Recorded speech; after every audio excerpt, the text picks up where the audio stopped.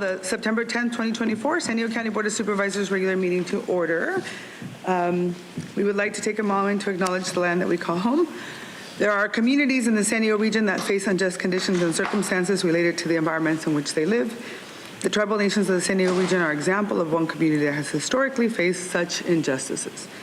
We acknowledge the harmony that existed between the land, nature, and its original peoples who have since endured displacement, persecution, and systemic oppression. We pay our respects to the unceded territory and homelands of the 18 tribal nations in our region, the most in any county in the United States, from 4 cultural groups, the Kumeyaay, the Guiño, the Luiseño, the Cupeño, and the Cahuilla. We aspire to learn from indigenous traditional knowledge and experiences in undoing the injustices of the past. So today, Supervisor Devon is not feeling well this morning, so he's going to be absent today, and we wish him well. Hope he feels better. Now I'm going to turn it over to Andrew to call roll call. Thank you, Chairwoman Vargas. Supervisor Anderson. Here. Supervisor Montgomery Stepp. Here. Vice Chair Lawson-Remer. Here. Chairwoman Vargas. Vargas here. Next, we're going to proceed with the invocation and pledge of allegiance. The invocation will be delivered by our Most Reverend Ramon Bejarano and of the Diocese of San Diego. And following the invocation, the pledge of allegiance will be delivered by Ricardo Rojas III. Please stand for the invocation and pledge.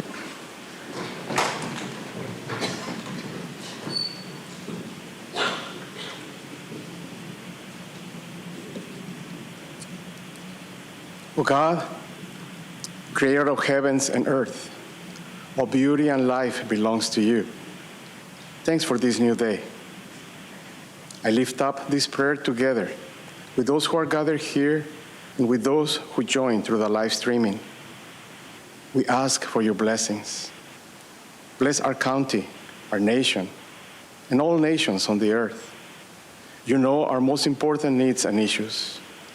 Bless our County Board of Supervisors with wisdom, dedication, and vision as they serve their constituents. Bless the local for-profit and non-profit organizations who make a difference in the lives of other people. Bless and safeguard our healthcare professionals. Bless and guide our first responders and law enforcement. Bless and protect those serving in the military here at home and overseas. Bless with knowledge teachers and students in our schools, colleges, and universities as they begin this new academic year. Bless us with good health, living wage jobs, and the resources our community needs at this time. I pray especially for those affected by the heat wave these days. Bless the rich social and cultural diversity of San Diego and all visitors. Help us preserve and use wisely the resources we have in our soil, rivers, and oceans. Bless our families and keep safe our neighborhoods, schools, and streets. And I pray in your holy name, amen.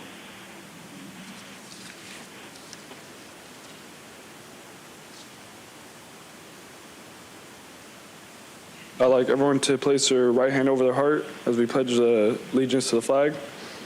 I pledge allegiance to the flag of the United States of America and to the republic for which it stands, one nation, under God, indivisible, with liberty and justice for all. Thank you.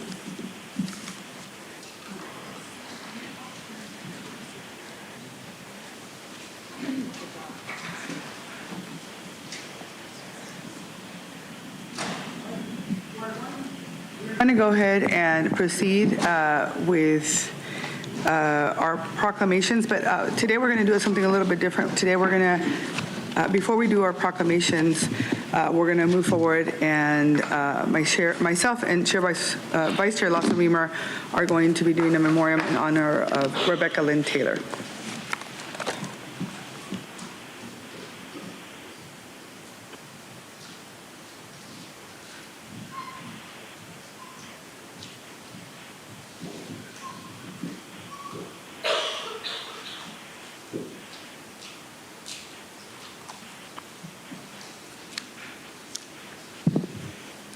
Welcome, please join us. Thank you for being here. Thank you.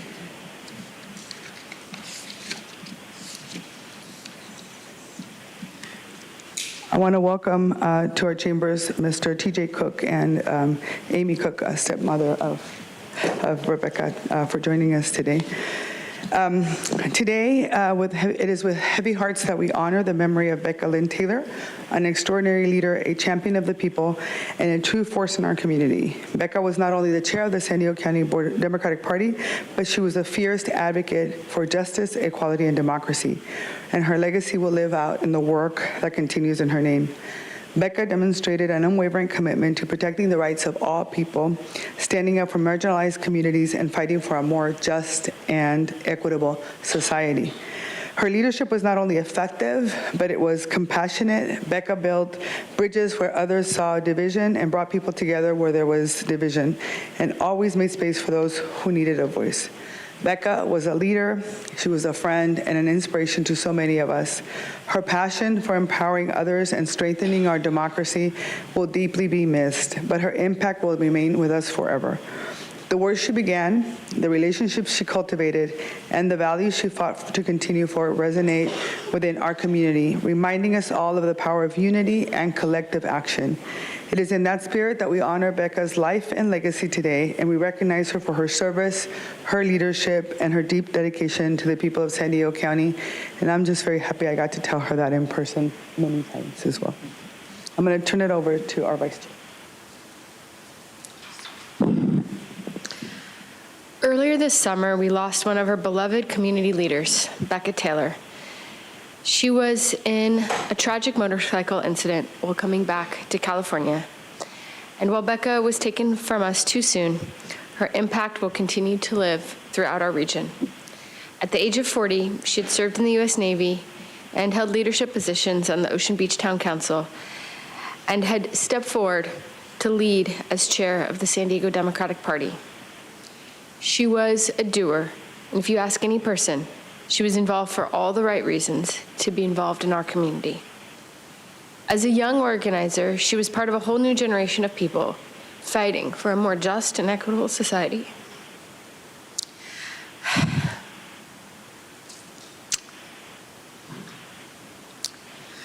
Becca was the type of person who showed up and always made time for you.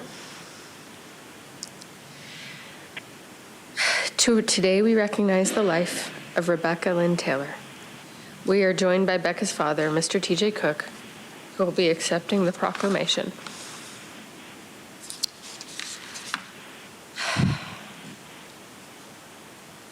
Our deepest sympathy to you and your family. I would now like to invite Mr. Cook up to speak.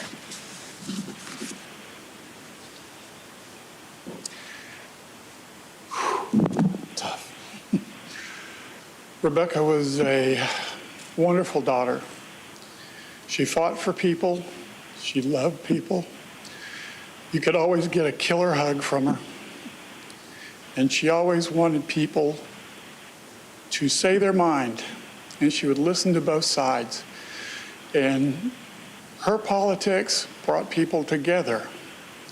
And I hope that the people around her can carry that forward, as she was an example to everybody. And my wife and I would like to extend our thanks for all the kindness that the city of San Diego and all the people that knew her have given us and our family. Thank you.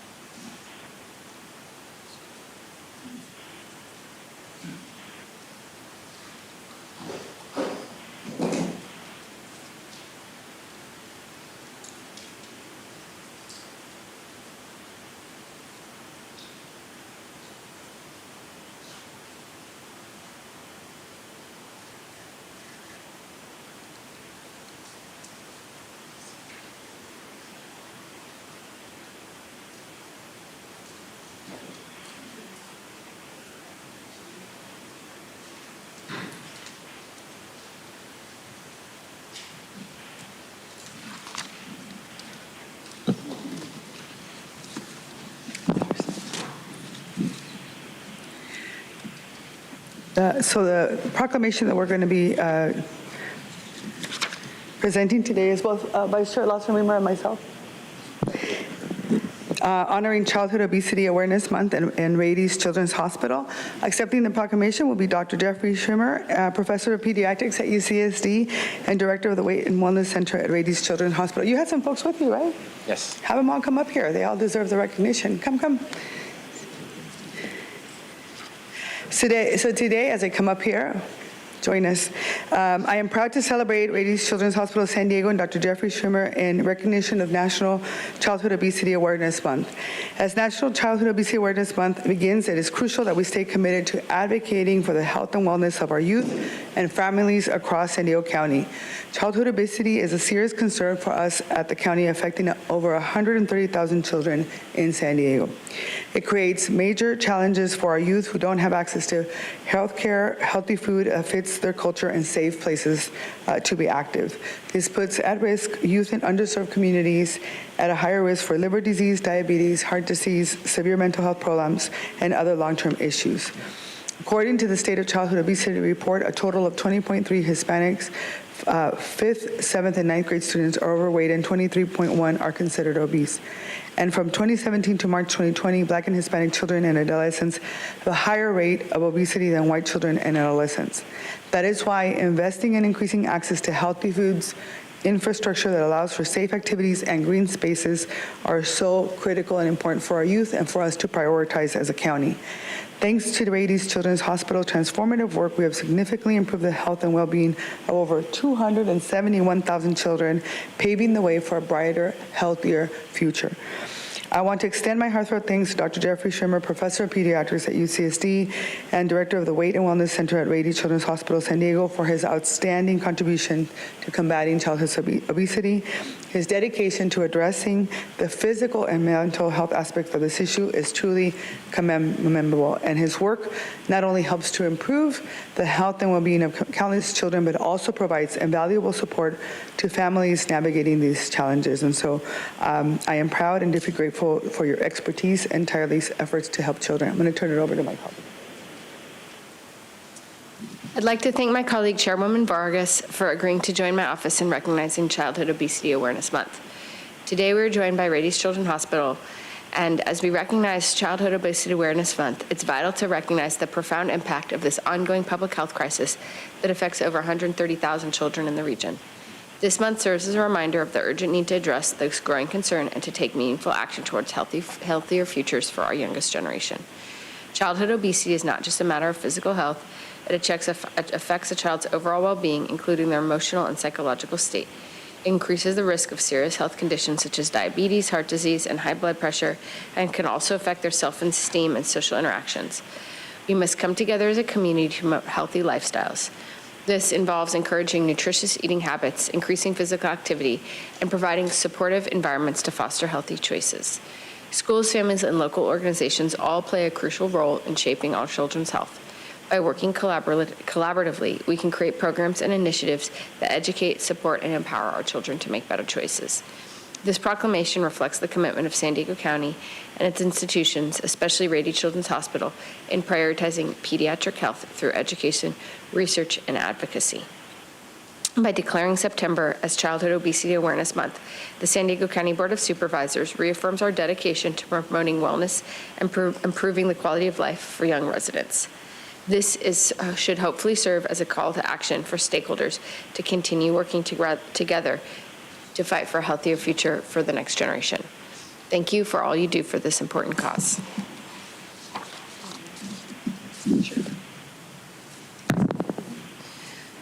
So be it proclaimed by Chairwoman Nora Vargas and all the members of the San Diego County Board of Supervisors that we commend Rady Children's Hospital for its outstanding commitment to the County of San Diego, and hereby declare September 2024 to be Childhood Obesity Awareness Month throughout San Diego County.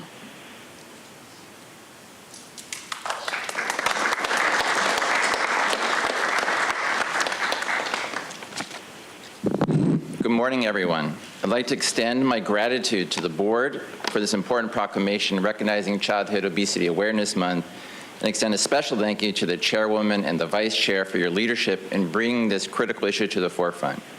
Your dedication to the health and future of our children is deeply appreciated. I'm a gastroenterologist at Rady Children's Hospital and a professor of pediatrics at UC San Diego.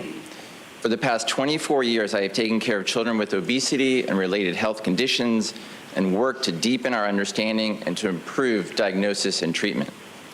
Childhood obesity is a serious public health issue affecting over 130,000 children in San Diego County. Importantly, obesity is not just about weight. It's about the health risks that come with excess body fat. Fat can build up in vital organs like the liver and heart, leading to serious conditions such as fatty liver disease, type 2 diabetes, heart disease, and depression. Alarmingly, 10% of children in San Diego have fatty liver disease, making it as common as asthma in children. Our research has shown that 4.4% of all teenagers in Southern California now meet the strict criteria for metabolic and bariatric surgery. In a typical San Diego high school, that means 90 or more students would qualify for weight loss surgery due to severe obesity and its complications. These are life-altering conditions that no child should have to face, and that's why our focus must be on improving their health. However, it's crucial to recognize that childhood obesity does not affect all children equally. Obesity has large genetic and environmental contributors. Socioeconomic disadvantages play a significant role in this epidemic. Children from low-income families often have less access to healthy food, safe places to play, and healthcare resources. Additionally, our modern environment, with its easy access to ultra-processed food, constant screen time, and social isolation, exacerbate these challenges. Addressing these inequities is vital if we're going to make meaningful progress. As we address the public health problem, we must also confront the stigma that surrounds obesity. Blaming or shaming children for their weight is not only harmful, but it's counterproductive. It's essential that we approach this issue with compassion, treating every child with obesity with dignity and respect that they deserve. We must provide supportive, evidence-based care that helps children achieve better health without judgment. It is my honor to lead a new initiative at Rady Children's Hospital aimed at addressing this crisis. We plan to expand our capacity and enhance our services to provide state-of-the-art, comprehensive, multidisciplinary care for children with complex obesity. This includes medical evaluation and treatment, lifestyle counseling, psychological support, and community engagement to promote well-being. Our goal is to make a lasting difference in the health and quality of life for these children and their families throughout San Diego. Additionally, my lab at UC San Diego has launched a campaign to cure fatty liver disease in children. This represents a bold step forward in tackling one of the most serious yet under-recognized conditions in childhood, and we are committed to advancing research and treatment to offer hope to affected children and their families. The success of these efforts depends on all of us working together. We need the continued partnership of the entire community.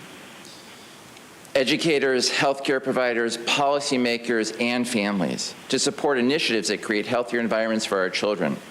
By fostering a collective commitment to health, we can empower our children to lead healthier, happier lives. In closing, I want to thank you once again for this recognition and for your ongoing commitment to the well-being of our children. Together, I am confident that we can make significant strides in reducing childhood obesity and ensuring a healthier future for all children in San Diego County. Thank you.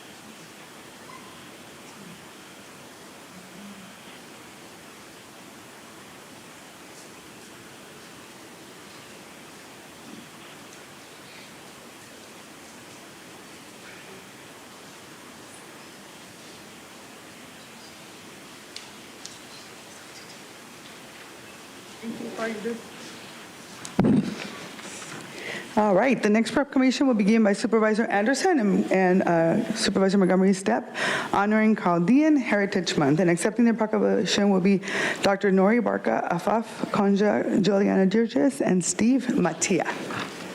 Welcome.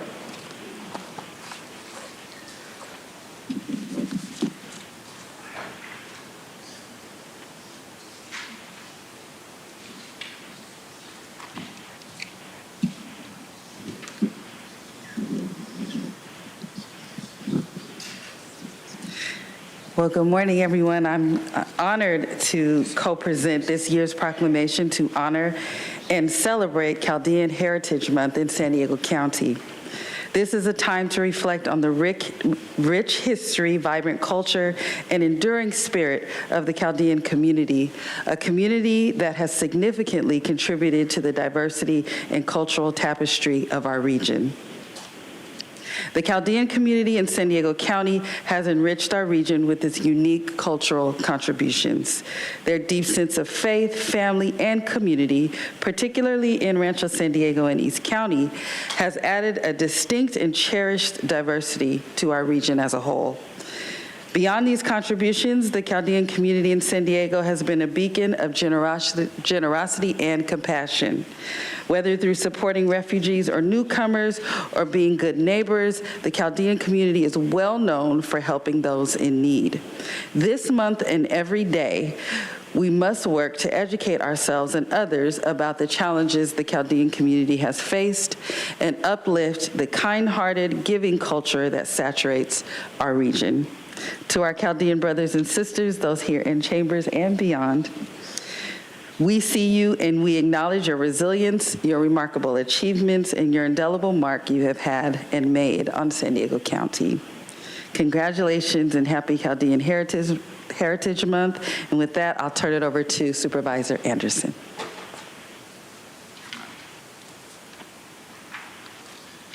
Good morning, everybody. For decades now, the Chaldean community of San Diego County has substantially contributed to the county's diverse culture and flourishing economy. San Diego County is home to over 50,000 Chaldeans, making it the second largest Chaldean population outside of Iraq, many of whom reside in the 2nd District. At one point, they were all in my district, but after redistricting, I get to share the Chaldean community. And let me tell you, it is, there are no better neighbors or friends than the people of the Chaldean community. Every year I try to go to their festival. If you haven't had a chance to go, I'd recommend you try it. The music's incredible, the food's even better, but the company's the best. And I'd just like to say that I'm going to be there at the Chaldean American Festival happening this weekend on September 14th and 15th from 3 to 10 p.m. at Hillsdale Middle School in El Cajon. This family-friendly event will be filled with traditional music, food, art, and cultural showcases. It's a great time for everyone, and I encourage you all to come out and join in the celebration. With that, be it proclaimed by Chairwoman Nora Vargas and all the members of the Board of Supervisors, we hereby do proclaim this month, September 2024, as Chaldean Heritage Month throughout San Diego County, commemorating the many meaningful contributions of the Chaldean community to our community. Thank you. And Dr. Barker, are you going to say a word, or somebody going to Steve? Thank you, Supervisor Anderson and Montgomery Stepp and the entire board. As Supervisor Anderson said, this year we are hosting the Knights of Columbus Martoma Council is hosting the 12th annual Chaldean American Festival, again on September 14th and 15th at Hillsdale Middle School. This event gives us an opportunity to showcase to the people of San Diego County the Chaldean culture. With authentic Chaldean food, cultural music and dancing, we are able to show people who we are and what we have to offer. Our business fair will host over 100 businesses, nonprofits, law enforcement, and schools. These businesses don't only serve the Chaldean community, but also East County as a whole. For kids, we're going to have carnival games, rides, and a petting zoo. All proceeds from this event go to fund our church and its various projects. We hope to see everyone there to help us take part in this great event. Thank you. Let's do a photo over here.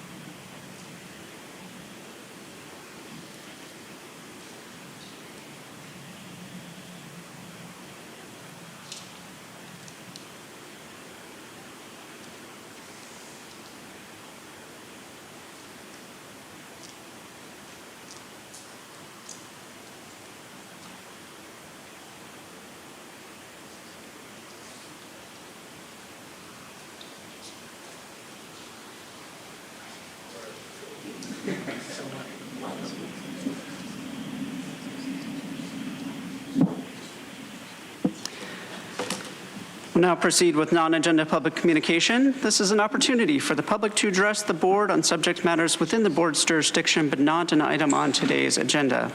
The only action that the board may take is a referral to the Chief Administrative Officer. According to the board's rules of procedure, public speakers that are non-English speaking and need interpretation assistance will get twice the allotted time for their comments. As a reminder, according to the board's rules, audience members shall not whistle, clap, stomp feet, or anything that disrupts the proceedings.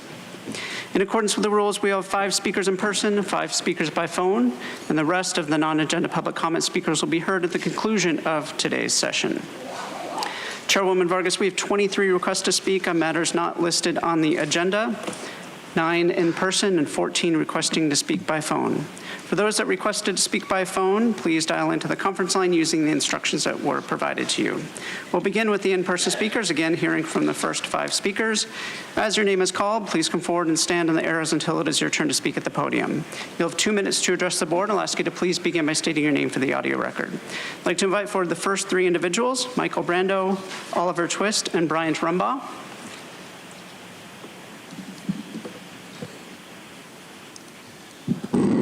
I'd like to start the day by giving a personal proclamation to Tara Lawson-Remer based on this. Can you please state your name? Okay, Michael. I'm taking a little off turn. We sit up here and we do theater like all day long. I know we never get to say the stuff that's really going on. We just sit here and have theater all day. Okay, I'm speaking a little out of turn.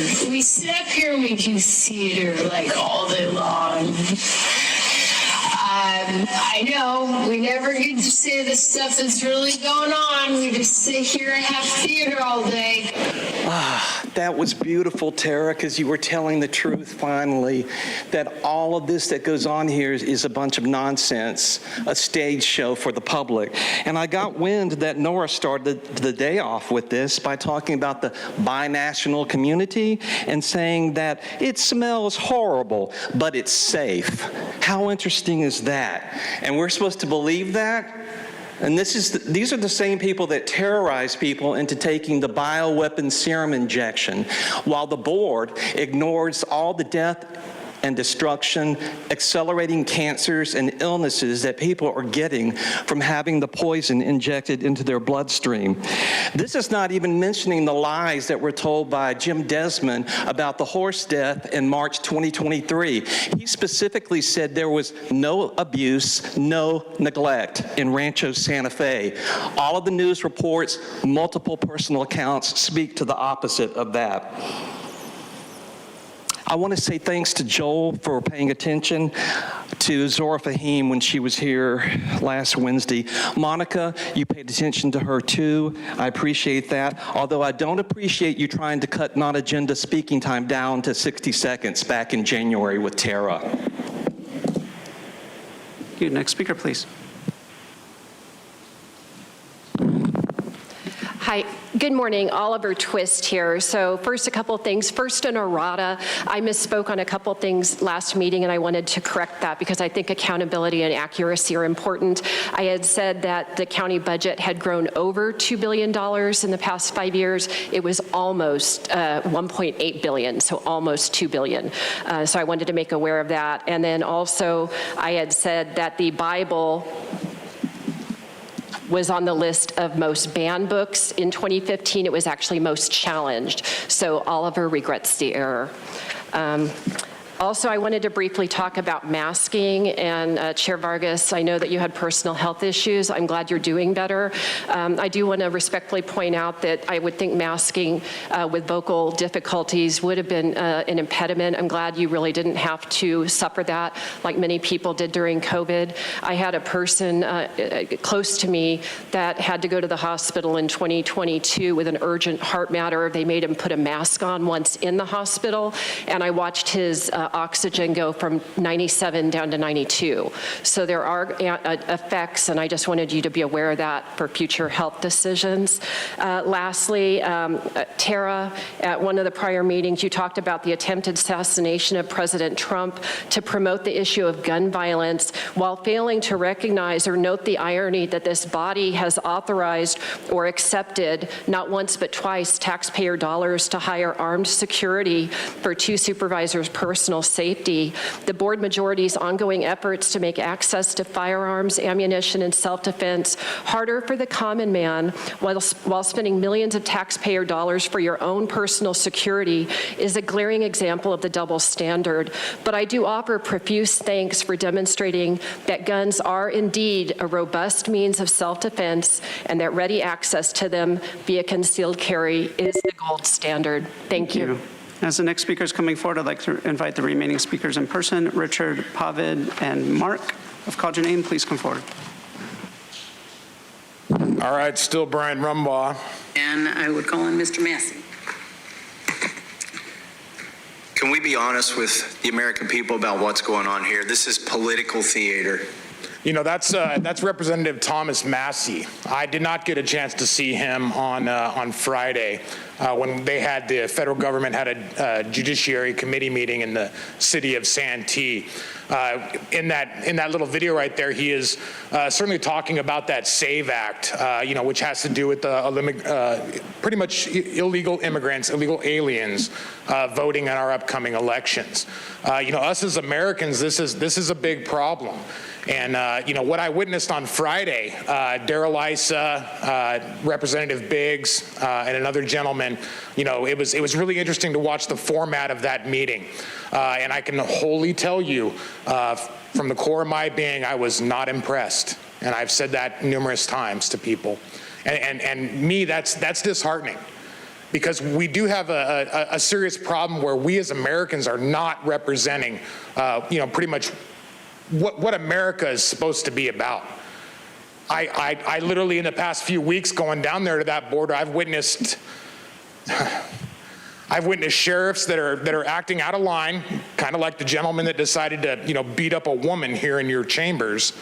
I've witnessed bras, panties hanging out, and, you know, where essentially women were obviously abused as they're subjecting themselves trying to find a better life.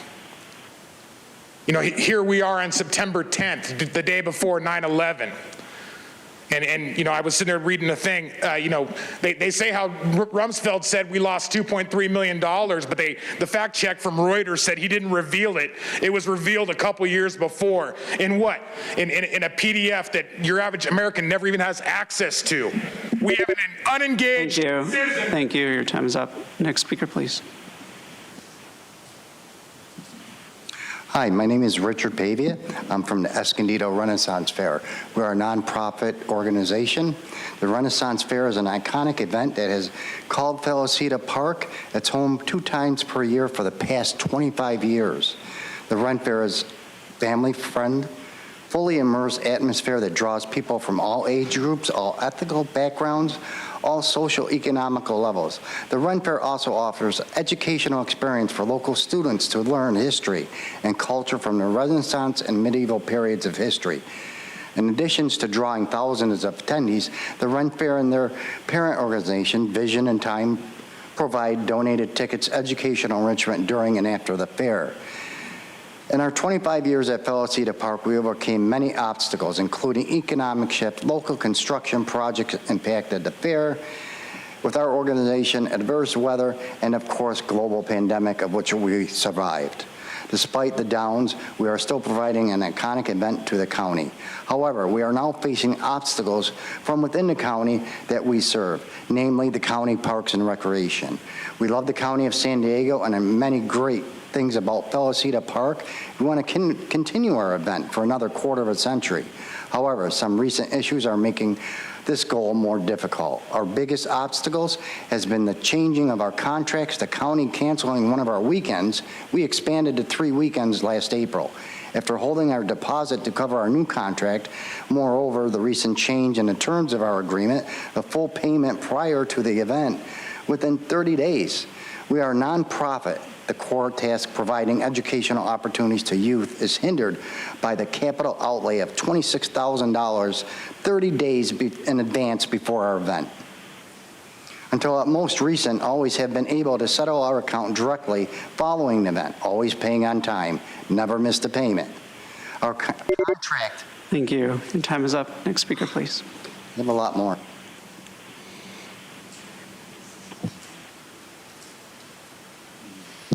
Mark, I'm sorry about your friend, Tara. House Resolution 8421 has been introduced. It's literally the most important thing that's happened in our lifetime, absolutely for certain. Now the reparations did not pass. I want to help poor people of every ethnicity and stop the present-day slavery. Why Monica and the other supervisors have not supported H.R. 8421, I do not know. Tara is a PhD, if I'm correct, in finance, worked for the World Bank, and was a senior financial advisor, I believe, to the Obama administration, during which the national debt doubled. I do not recall anything from her about abolishing the Federal Reserve. House Resolution 8421, put forth by Representative Massey, is to audit and abolish the Federal Reserve, thereby ending inflation, which I have even heard Nora say before is a major problem, and because of our problems here in San Diego as well as the nation.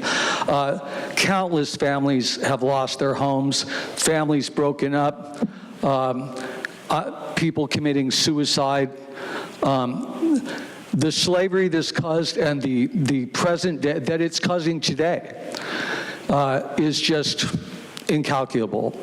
It can be stopped. People need to see this video title on YouTube that I've held up many times before, from 6 minutes and 40 seconds to 24 minutes to understand, and your 5th grader can watch it with you and understand easily why this is so important and how it works to destroy our country, which, by the way, we're so much in debt now that we're paying more on interest than on our national defense.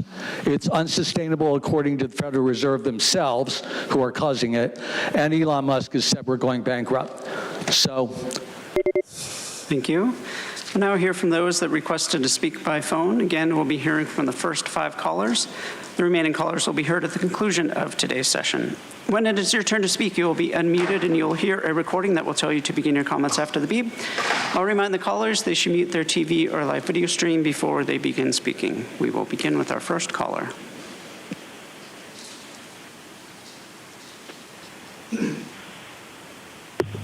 Paul Bold, here's your remedial lesson on the California Constitution.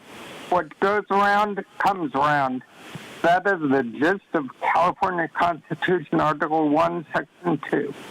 Goes a bit further than the United States First Amendment. It says, every person may freely speak in this, quote, right and publish his or her sentiments on all subjects, being responsible for the abuse of this right. A law may not restrain or abridge liberty of speech or press, unquote. One who actually puts such things in writing is free to do so, but could be sued for libel. This puts things into perspective. Your messages show your hypocrisy in calling out vulgar, insulting, or racialized talk while engaging in this for years. So remember, speakers may be annoying, but it might not be the best idea to punish them for something you also did, like disrupting a meeting. You can say how we threaten you all you want, but remember that we pay you not to threaten us. So, it sounds pretty one-sided. Section 1, Tara says, all people are by nature free and independent and have inalienable rights. Among these are enjoying and defending life and liberty, acquiring, possessing, and protecting property, and pursuing and obtaining safety, happiness, and privacy, which includes their fundamental right to choose to have an abortion, and their fundamental right to choose or refuse contraceptives, so that when you propose to limit these rights, you are skirting the law. When you propose to put counseling clinics out of... Thank you. Now hear from the next caller.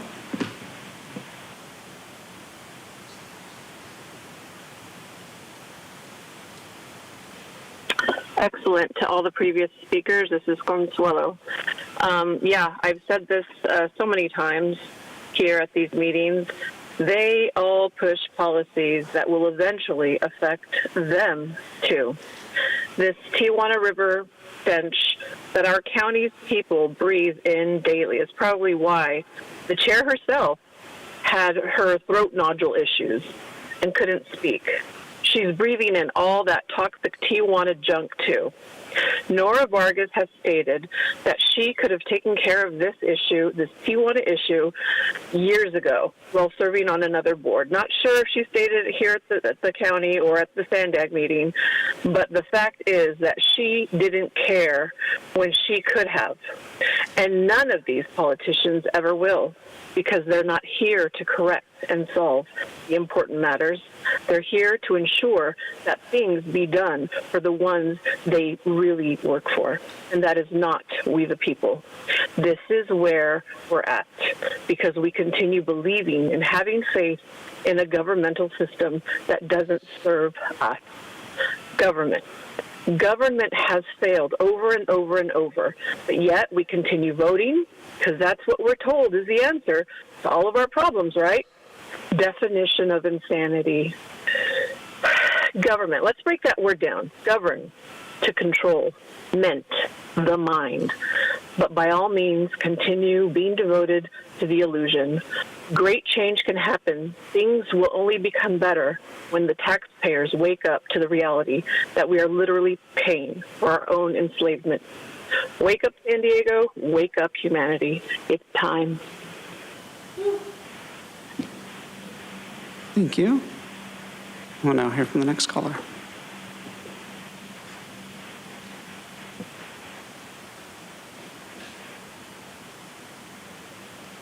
Hi, Board of Supervisors. Thank you for the chance to share some information from Jim Knox, who is the California Managing Director for the American Cancer Society Cancer Action Network. Can you please state your name? He said, Can you please state your name? Can you hear me? Oh, yes, Madison Rapp. Thank you. Sorry. Okay, he said, nearly 30 years ago, California boldly forged the path to protect everyone from the dangers of secondhand smoke when it became the first state in the nation to prohibit smoking in almost every indoor public space. As Americans are now using marijuana at higher rates than cigarettes and alcohol, California has the opportunity to reaffirm its role as a champion for public health. To do so, it must build upon smoke-free policies, not weaken them. Smoke-free laws are popular because they work. They have played a pivotal role in slashing smoking rates and bringing overall tobacco use to historically low levels. We cannot jeopardize the progress we've made in creating safe, smoke-free environments and reducing tobacco-related health disparities by making exceptions to well-established laws in the name of the marijuana industry's interests. The marijuana industry tried to sell the idea that normalizing pot was inevitable, that people would accept it and have a positive view of it. But the truth is, eventually, everyone will have a negative interaction with pot or know someone who does. What is inevitable is that people will recognize the harms and wish it was no longer so common and easy to access. Just like big tobacco, the marijuana industry will be known as a failed experiment and a public health travesty. Thanks. Thank you. Now hear from the next caller.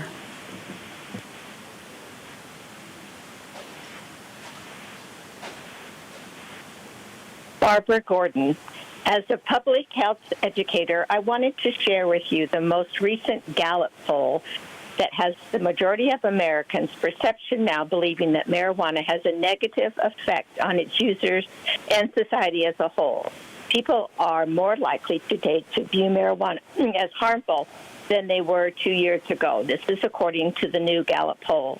In the latest survey, 54% of Americans said marijuana use either is very or somewhat negatively affecting society. That 13-point gap represents a stark change from 2023, showing more than half of American adults now recognize the harmful effects of weed. After a trend towards declining perception of harmfulness of marijuana, the public perception has started to shift towards what the scientific community has been saying for a long time. As more people know someone who has developed a cannabis use disorder or mental health crisis like psychosis or a car crashing while driving high, people are recognizing the impact of marijuana use. I urge you, this Board of Supervisors, to consider the research that continues to show the harmful effects of marijuana. Policymakers as well as the community need to understand the negative impact and their association with marijuana and to their for-profit industry that is addicting our young people. Thank you very much for letting me speak. Thank you. Now hear from the next caller.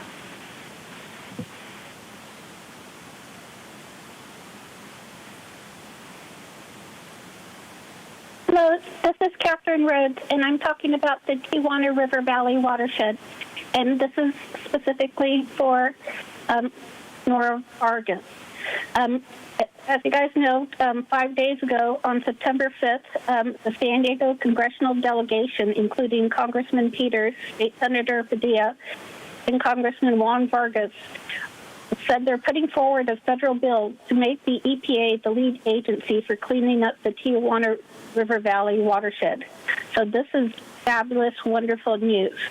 I agree that the federal EPA should be the lead agency for construction solutions.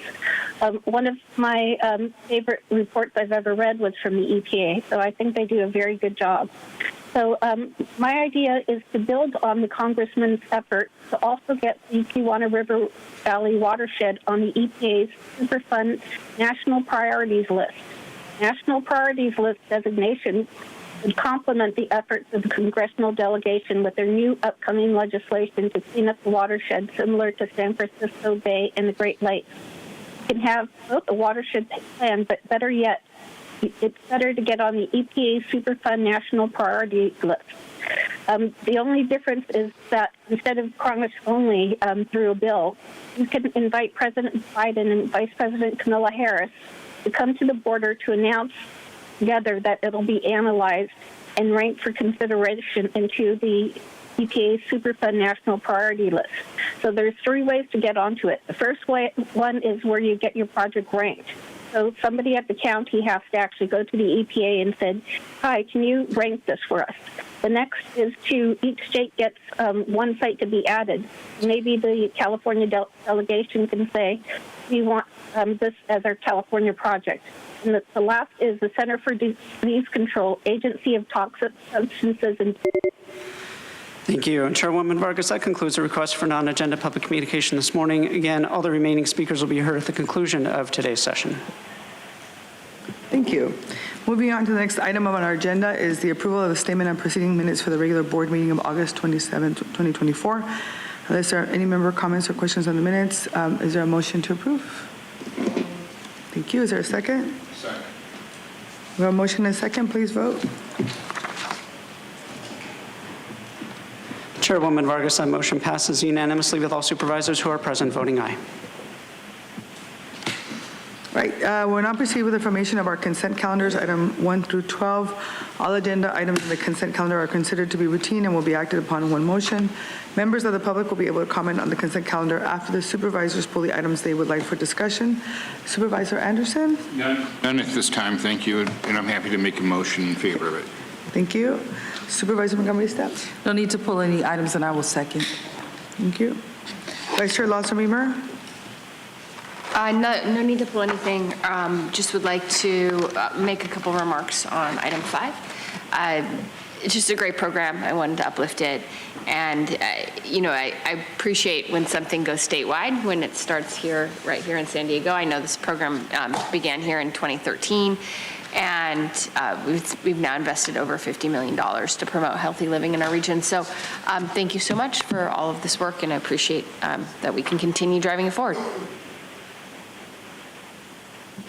All right, thank you. I don't have any other items to pull either, but I just want to make sure that I highlight 2 things. One is on item number 5.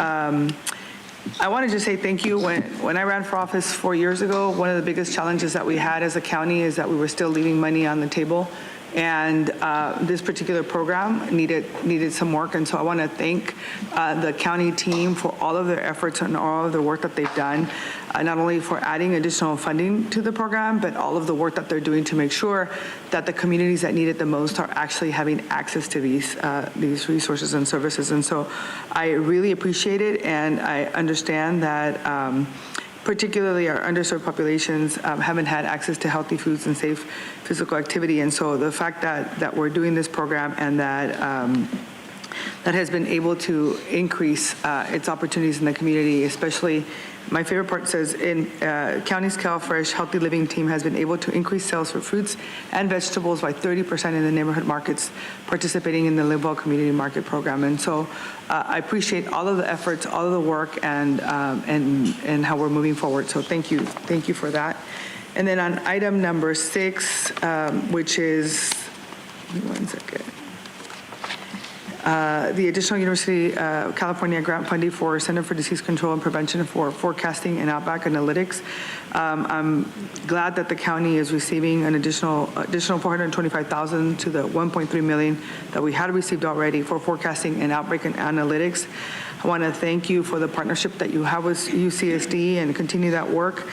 And you've done it through COVID, you've done it through the Public Health Service Department has done just an exceptional job, and thank you for the work that you are doing, particularly in our community. So I wanted to make sure that I highlighted that, and thank you all for doing that. So with that, we have a motion and a second. I'm going to open it up for public comment.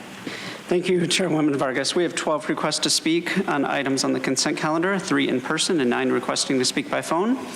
Any individuals that requested to speak on items on the consent calendar by phone, please dial into the conference line using the instructions that were provided to you. We'll begin with the in-person speakers. All speakers are in opposition. As your name is called, please come forward. I'd like to invite allegedly Audra, Bryant Rumbaugh, and Mark. You'll have 2 minutes to address the board. I'll ask you to please identify which items on the consent calendar you are speaking on. Also, please state your name for the audio record. What order? I'm just kidding. My person uses the name Audra. I'm going to go with 1 so far. So, Nora, it is very negligent to be saying that what's happening in the Tijuana River Valley is safe, even though it smells bad. There's hydrogen cyanide and hydrogen sulfide, which has been used as chemical weapons. Thank you for your comments. I just want to make sure you tell me what number you're on. Number 1, it's the hazardous mitigation plan update. Can you give me back that time that you just took? I mean, that's a bit ridiculous because that has to do with that. So it's almost a slap in the face to be talking about this when we have an emergency going on and people's health is being affected by that. All while you say it's safe, when it in fact is not. And this could potentially kill people, and you're sitting there and you're virtue signaling like you're doing something great when in fact it's putting people in grave danger. And so for number 5, with the CalFresh, how many illegal aliens are getting this kind of a service? All off the backs of the hardworking people who pay for it. We shouldn't be paying to incentivize people to invade our nation and then act like we have to take care of them. It's ridiculous because we need to take care of our own communities, and we're not even doing that. And for number 6, with this CDC forecasting outbreaks analytics, it's like you're testing sewer water for these diseases, invisible killer dots, and then we want to give people back sewage for drinking water. So that's really smart. If you believe that those things are in there, to be giving people back their own waste is absolutely ridiculous.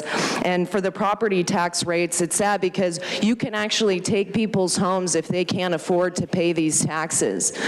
And when people are in dire straits, we shouldn't be, like, we're just constantly repaying for stuff that we already have. Thank you. Next speaker, please. All right, still Brian Rumbaugh. So I'm going to speak to 1, 2, 3, 5, and 6. I'm going to kind of wrap them all up and kind of really just talk about one thing, which is really grant funding.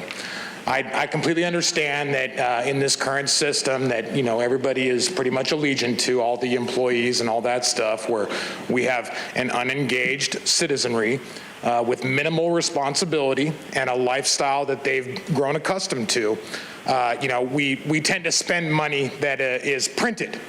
That's the way it's gone on for the last, 113 years, 110 years, whatever it is. And I understand we've watched the destruction of the middle class. I understand all this stuff. We really need to reevaluate how we handle business. We really do. We do need to have essentially a monetary system that's actually stable. We can't just be kicking the can down the road like we have been doing, because what we are reaping is the dividends to this. And, for all you people that, are not quite there yet, what I can tell you is that you will be there. Okay, I want to talk to also real quick about the CDC funding, grant funding from them. I suggest you learn about Timothy Cunningham was his name. A young scientist, happened to be a black man, a black American, a hardworking man, studying the Ebola outbreaks and really kind of the CDC response to that, working for the CDC. He disappeared and ended up, being found floating in a river a few weeks later. This would have been, I believe, in 2018. I can tell all you people that, just as they've attacked these nations all across the world, ruining the chances for women to have children with their vaccines.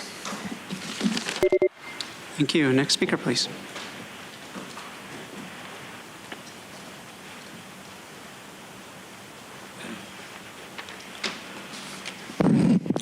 Mark. Number 1, recommendations, Chief Administrative Officer. Section 2, established appropriations of $100,000 in Office of Emergency Services and Supplies for consultant services. These answers are obvious, and consultants are a waste of money, $100,000 of our tax money. Section 3 of 1, authorize the Director of Office of Emergency Services or designee to execute all grant-related documents, including any extensions, amendments, and/or revisions End quote. There's a little more, but that's the idea. See this article titled to understand the unconstitutional, extremely totalitarian powers FEMA has been granted. This must end. This must end. 4, equity impact statement. Of 4. Prospective caregivers' RFA applications may be denied due to various reasons, such as failure to meet the home environment standards, violations of a child's personal rights. A child's personal rights, like, for instance, that the child may, perhaps it would be temporarily think that they're the opposite sex or non-gender, non-binary altogether, who knows what, and that the parent doesn't want to go along with that completely and totally to the point of letting their kid get surgery or doing whatever the hell else is recommended by some doctor. No, that's really, truly evil. I don't support that at all. 6, if COVID is an example of your disease modeling response, this totalitarian program should be canceled immediately. 7, the appropriation limit for the county is much too high. And I've got 14 seconds left. It's unbelievable that in California, they don't even want to tell their parents what's being done with their children. It's unacceptable. It's communism. It's like China. Thank you. We'll now hear from those that requested to speak by phone. Again, we'll ask you to please identify which items in the consent calendar you are speaking on. We'll begin with our first caller.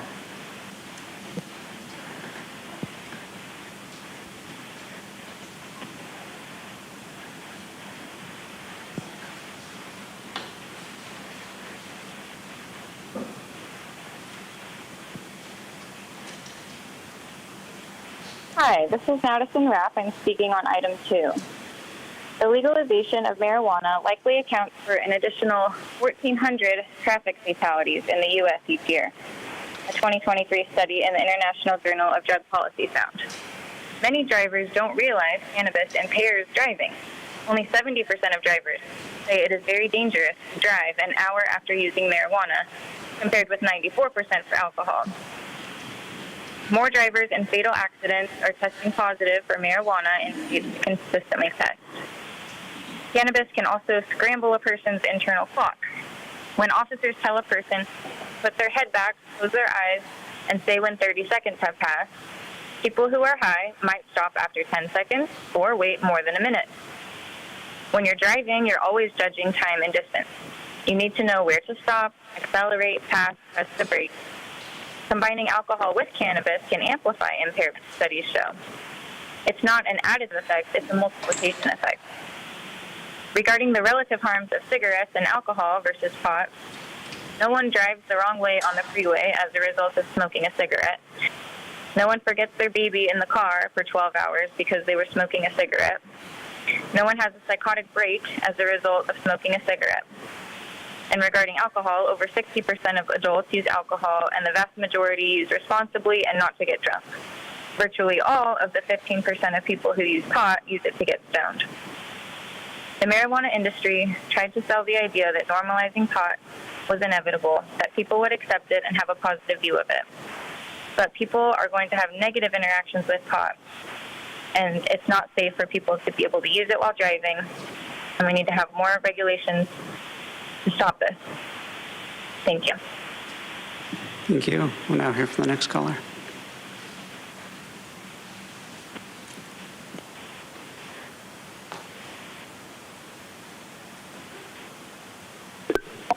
Paula Bowles, criminal history, that the state passed laws beside the point. You are here to serve the people of this county. You want to promote small businesses in this county, but then you paralyze them by not allowing them to hire the most qualified individual. This is now your decision. You made it. Crazy. You have no business messing with private employees. Funding from the CDC. The COVID debacle, the mandates of virtually shutting down our society, and the deceptive or incorrect claims pushed by the CDC and other health authorities, and the hysteria cry out for data to be handled in a better manner. This is medical data and should focus on the individual. Not everyone has the same susceptibility or resistance to pathogens like the CDC wants to believe. And the crystal ball could probably do a better job. I know legal services for foster care. Number 4, I noticed that 2,100 applications joined foster care. About 2.5% were rejected. We learned that about 20% of Californians have a criminal record. So this seems like a pretty low figure, 2.5%. Are ex-criminals taking care of our kids? Number 1, acceptance of hazard mitigation grants.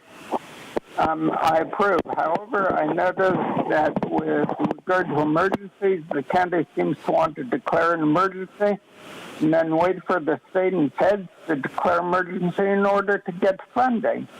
Since the state and feds are basically broke, huge debt, no means of repayment, this is the losing game, and we need to learn to fix things ourselves. Thank you. We'll now hear from the next caller.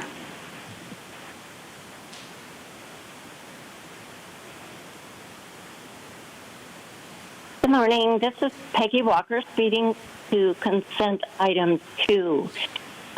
In line with this, I respectfully suggest that some grant funds, if possible, be used to study DUI incidences in San Diego. I ask this because San Diego has been ranked number 7 in the nation for the top worst places for DUIs, according to a study by the insurance industry. 50 of the largest U.S. cities were analyzed, showing Californians and San Diegans have a major problem with impaired driving. California had 8 of the top 10 worst cities on the impaired driving list. Interestingly, this study suggests that in warmer areas like San Diego, there may be greater temptation to engage in the use of intoxicating substances away from home than in areas with extreme weather. For prevention purposes, we should know what kinds of substances contribute to this DUI data and what age range are the offenders. Thank you for considering this. Thank you. Now hear from the next caller.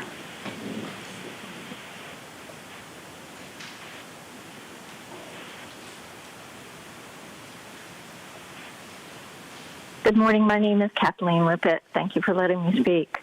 As an advocate of children and young adults, I applaud your efforts to address childhood obesity, like Supervisors Vargas and Reamer.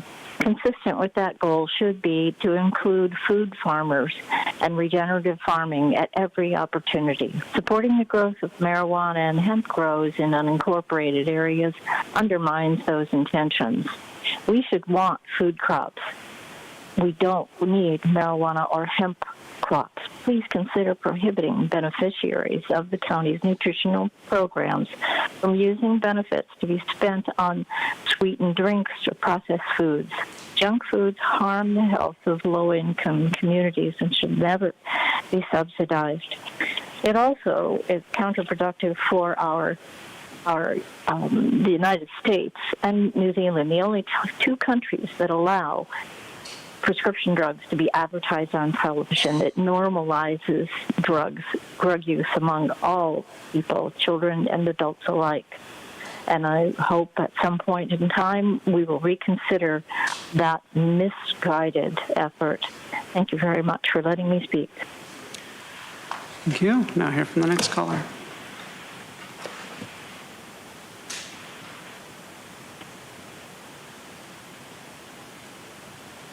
Hello, this is Catherine Rhodes, and I'm calling regarding item 12, communications received. And this is my favorite report that comes out all the time, the periodic financial report. So anyway, on page 38 in the ARPA Trust Fund, what's really good news is you're finally starting to spend your ARPA money with urgency, which is wonderful. For example, this last month you spent $12.6 million in just July 2024, in July 2024, a couple of months ago. And so for the next 29 months, you have to spend an average of $11 million. It has to be spent. It can't just be in a file somewhere.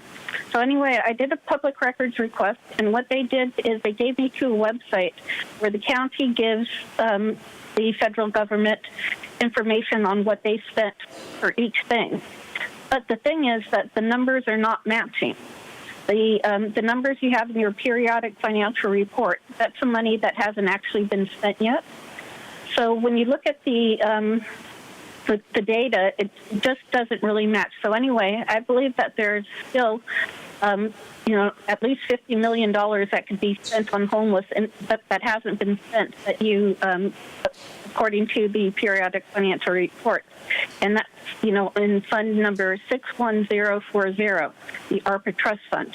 So what I want you to spend it on is, do exactly what the City of San Diego Fire Marshal said, get $9 million so we could have a new roof on Golden Hall and some fire safety measures, and then give them whatever they need to keep the tents open. Remember, these temporary permits can be renewed by the fire marshal, not Todd Gloria. Todd Gloria is suffering you.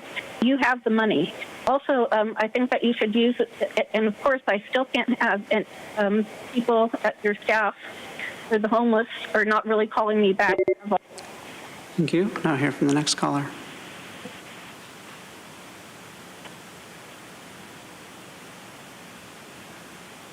It's truth. Item 4, note of the state spending tax money on social services lawyers for the county to justify taking away people's children. There's already been lawsuits from parents who allege that there was no legitimate reason to do so and that their children were given vaccinations without parental consent.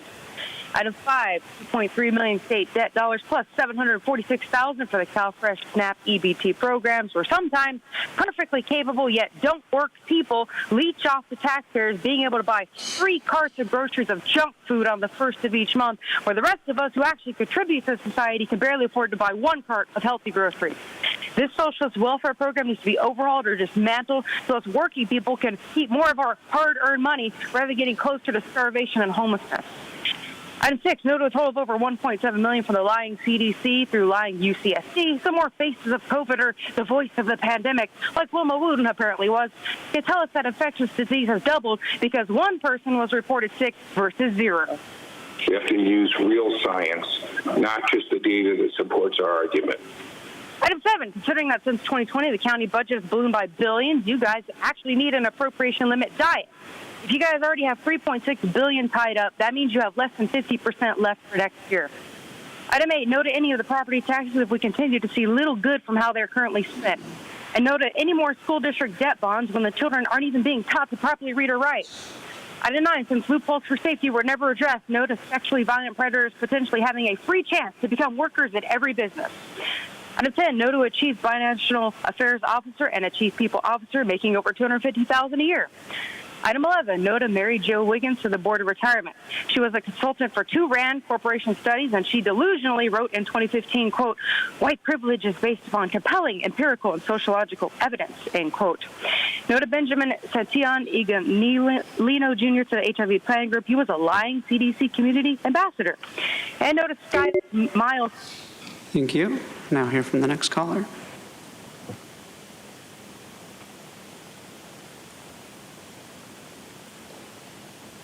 Gambler here, Hermes, a.k.a. Justin James Castro. How you guys doing this fine and lovely day? Well, I wanted to find out what levels you guys were willing to take to silence me, and I found out the levels you're willing to take. Then the truth. That is awesome. So, in regards to these issues, stop working for political groups or foreign countries and curving your decisions off that. You work for the people. We don't work for you. So if we ask you for a question, we expect an answer, not bullshit. Do you understand that? Can you tell me what I don't get it. Justin? All of them.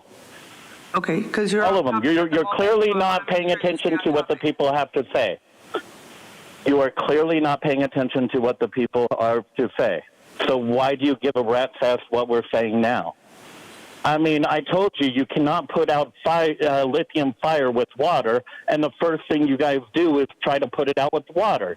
You guys are complete and total morons running the show. I don't get it. Do you?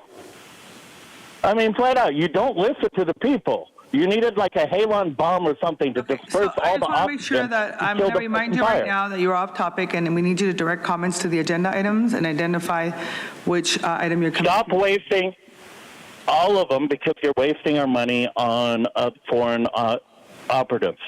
You're not spending the money for us. You're giving it to other countries. Flat out. Go ahead and take a look at your thing. You give more money to other countries than you give to the people. That is bullshit. Flat out, utter bullshit. At least equal. Come on now. But fuck no. You need to do equality, I guess. Give other people all our shit. All right, so you are off topic, and that's my first warning for you. If you're not on topic, I'm going to unfortunately not have you continue to engage. So I made it very clear a couple of times that you have to be on topic and you have to confine your comments to the agenda items. So that is your first warning, okay? Go ahead. Thank you. We'll now hear from the next caller.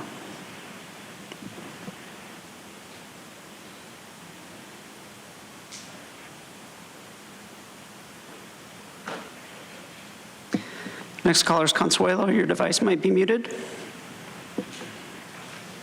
Hey, it's Consuelo.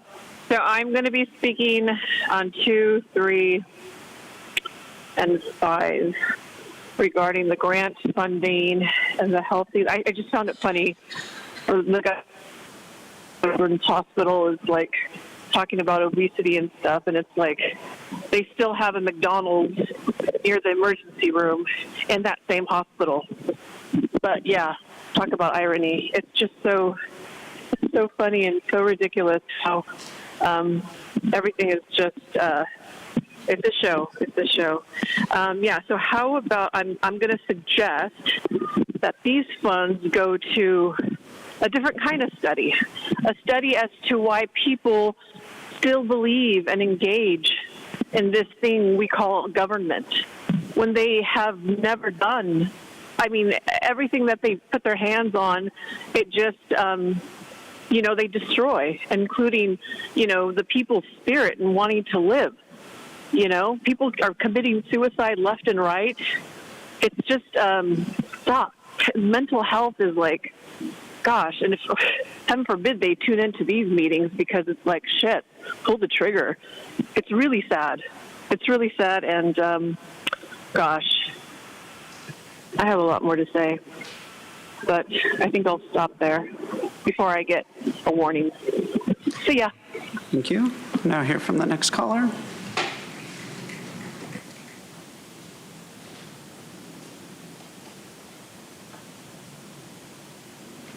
Good morning, Board of Supervisors. This is Ann Riddle.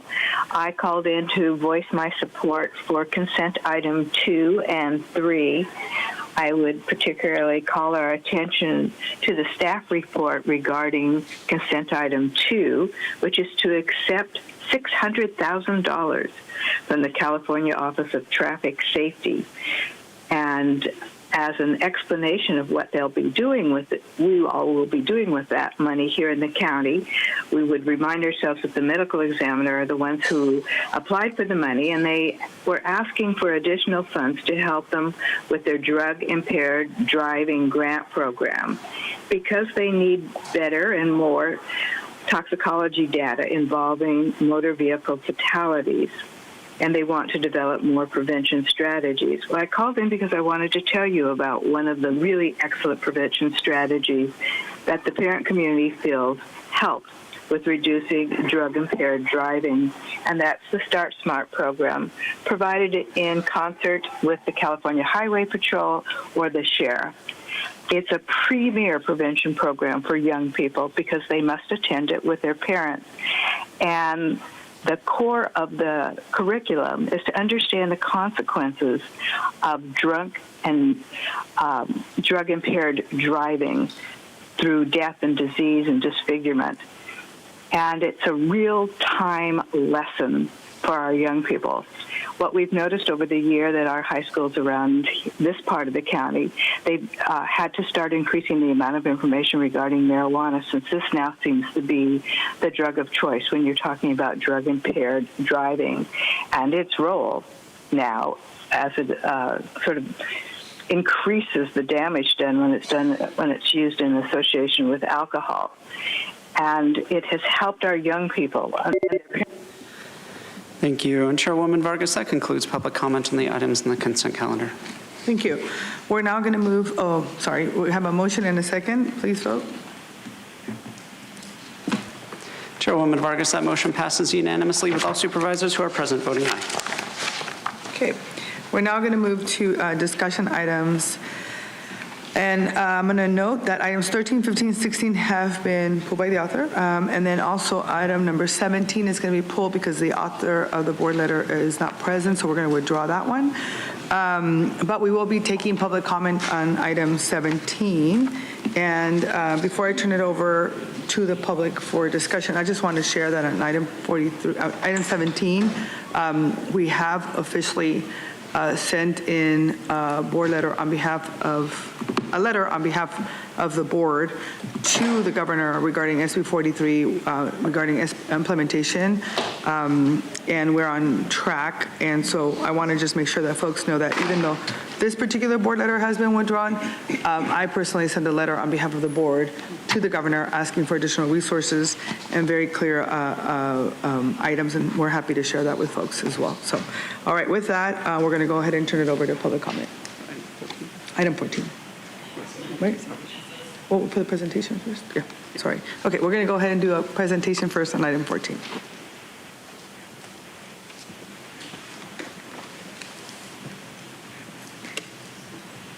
All right.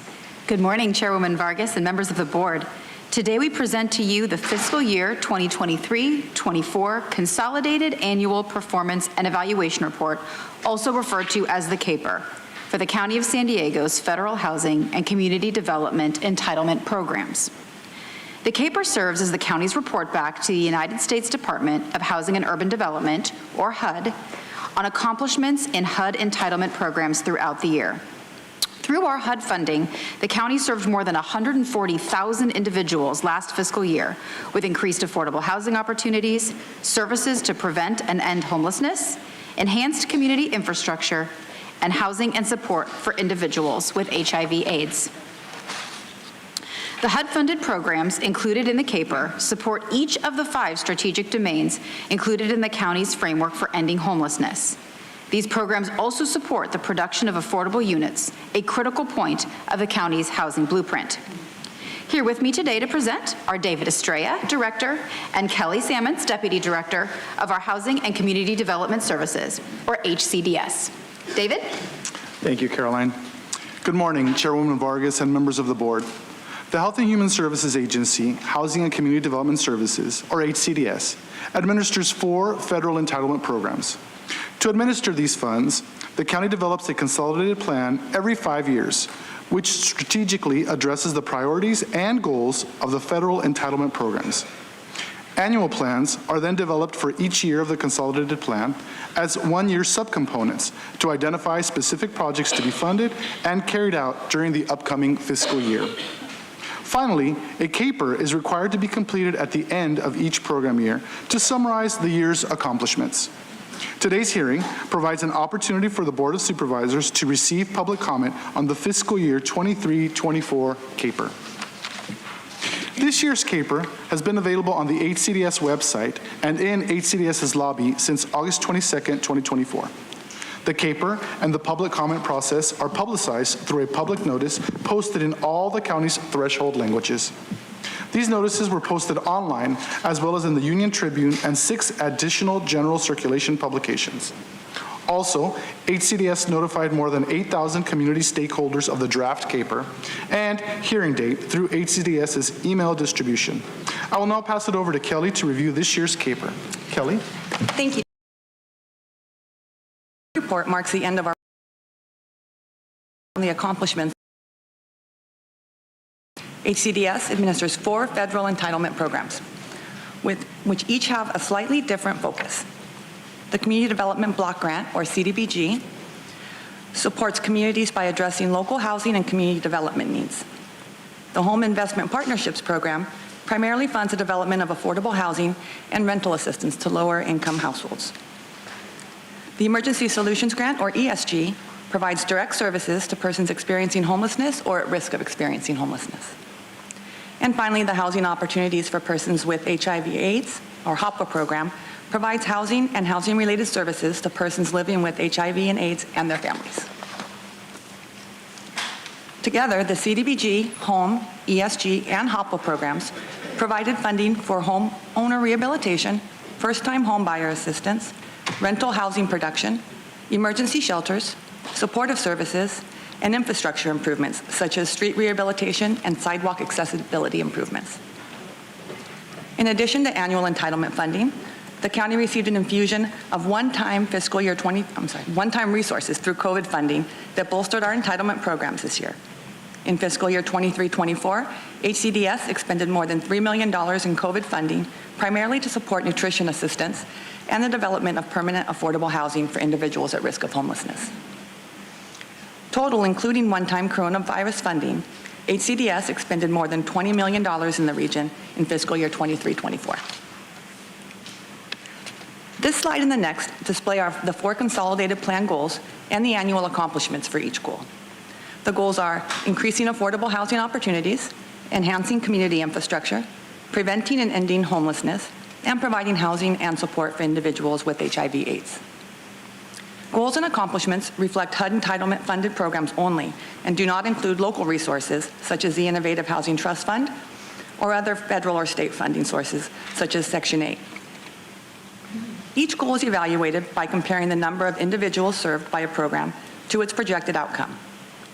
Through our HUD funding, the County of San Diego served a total of more than 140,000 individuals or households during 23-24. Under our affordable housing goal, federal entitlement funds aided more than 72,000 households to achieve more affordable housing opportunities or housing stability through supportive services such as nutrition assistance. Highlights include providing health and safety repairs for nearly 60 low-income homeowners. HCD also expended approximately $4.3 million towards a development that will result in 205 new affordable units. HUD programs also supported 4 new infrastructure projects, including 3 ADA accessibility improvements and 1 street rehabilitation project benefiting more than 16,000 county residents.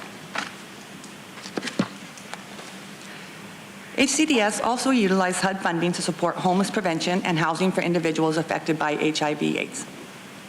Accomplishments include connecting more than 47,000 individuals to homeless services through resource referrals and data systems management, as well as providing shelter or rental assistance to more than 1,100 individuals at risk of homelessness. Through the HOPWA program last year, HCDS supported more than 2,500 households affected by HIV/AIDS connect to housing, services, and other resources, including 160 households supported in permanent affordable housing. Expenditures for each goal are from a combination of program funds.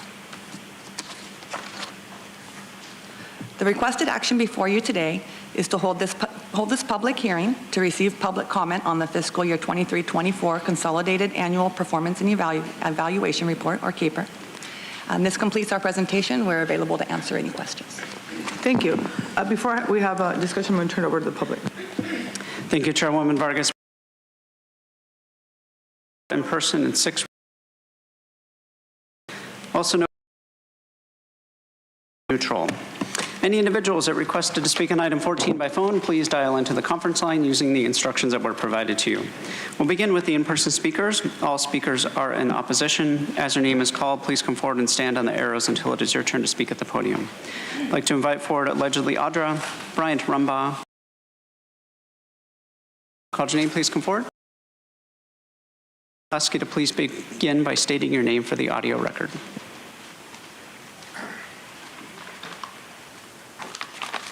All right, still Brian Rumbaugh. So Nora left. Does that mean, pretty much what I'd like to do is I'd like to just really talk about the framework for ending homelessness. And I have my own ideas. You know, what I can say is that every one of these meetings pretty much that I've taking the time out of my day to come down here over the course of the last couple years. That has been a very consistent issue. And, we can see it just on the streets. We got the drug epidemics, the crises going on. Pretty much I just don't want to see us continue to do the same things over and expect different results. So we really need to, once again, reevaluate how it is that we handle business. I did have a couple of, you guys did have a couple of call-in people who actually do actually fundamentally understand the Republican form of government. And, I got to tell you something, that's a rare occurrence in today's society. And there is no way that us as Americans are actually going to live up to what is that exceptionalism that we all believe that we have until we kind of grasp our heads around that. And it does require the citizenry to be engaged. We do need to have, it's not just getting free money or supposedly free money from Washington, D.C. There's no way that me as a taxpayer, a hardworking electrician, can send money to Washington, D.C. and essentially have the same impact as it comes back and everybody gets their little take on it. I know you're the CAO. You've probably learned about the Bretton Woods Agreement. You've probably learned that we have been off the gold standard. Okay, you should be aware of these things. We do need to set an example for the rest of the world. As we've been spending ourselves and leaving one hell of a legacy to our posterity, we've been doing it on the backs of other countries. Thank you. Next speaker, please.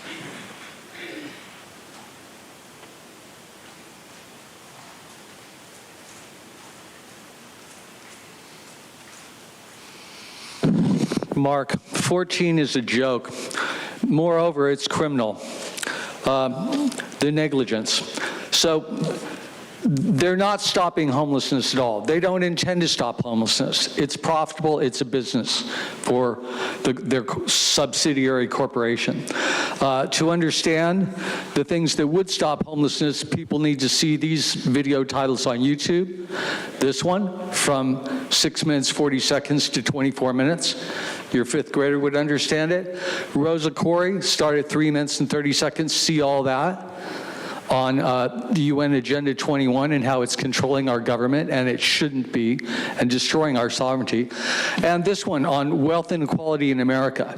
Now, obviously, as I stated before, if House Resolution 8421 that passes, it will never pass if most people don't know about it and say, we insist this passes, to abolish the Federal Reserve, the cause of inflation. If that doesn't get done, nothing will solve homelessness altogether. But I've already stated many times how, as an example, Todd Gloria, mayor of San Diego, wants to spend, I can't remember exactly, it's somewhere in the vicinity of $450 million over 33 years for 1,000 beds. 1,000 beds, that's a joke. I've already stated many times how for $12 million you could have 12,000 10 by 10 foot structures that are mobile. They could be on Fiesta Island, or they could go run along the border and help block the border, which is ideal with cameras and motion sensors and stuff. For another $12 million, you could have 2,600-watt electric scooters for all of them. They could be on Fiesta Island, take up a seventh of the island. It isn't being used for anything. It's surrounded like a moat. I'm out of time. Would you like to know anything more to solve the problem? No, they have no interest in solving it whatsoever. And that's for a fraction, like 24, 30 million instead of 450 million. Thank you. Next speaker, please.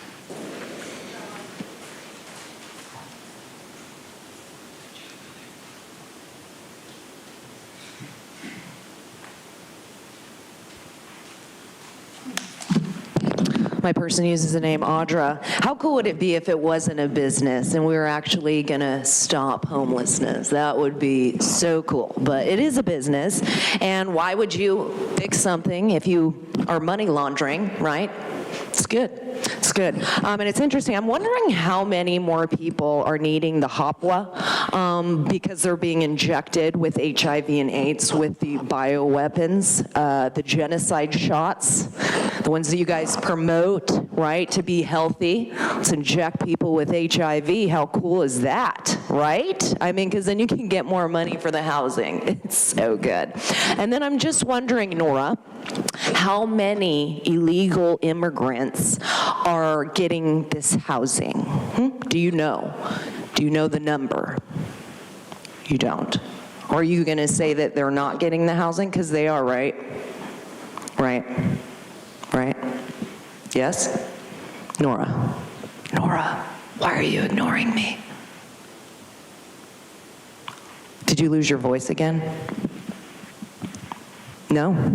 You're just going to not address that, right? Because they should get it over other people, because it's such a sensitive thing, right? Right? Yes. No. Okay. We're just going to be quiet. We're going to pretend like that's not happening. And also probably pretend like people aren't being injected with HIV, right? Right. Right. It's good to ignore those things, right? Yeah. Because then we can pretend that's not actually happening. It's good. All right, so just focus on the topic, please. Oh, thank you. I thought your voice was gone again, so it's good to know that it's not. That's good. I mean, even though it's kind of nice when it is, because then Andrew gets to talk for you. Next speaker, please.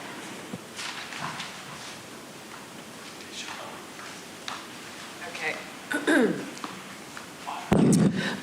Consuelo. Yeah, good report, but needs improvement. So it's just, you know, like the previous speaker just mentioned, this is a lucrative thing. Homelessness, all this stuff is not, I mean, initially they act like it's going to be going towards the people and for the people's benefit, but in actuality, it's always for the bigger agenda and for what and who they serve. And it's not the people, because they do create all this in order for them to be homeless and, yeah, create the chaos to appear as the heroes. Broken record. Let's see. What else do I have? Homelessness is lucrative. People need to wake up. When will people wake up? I don't know. But it's time. It's time. Too many people are suffering. Too many people are becoming sick. And it's just really sad that y'all continue just to do the same thing, acting like you're doing something when you're not. So, yeah, that's all I got. Thank you. Now hear from the individuals that requested to speak by phone. We will start with our first caller.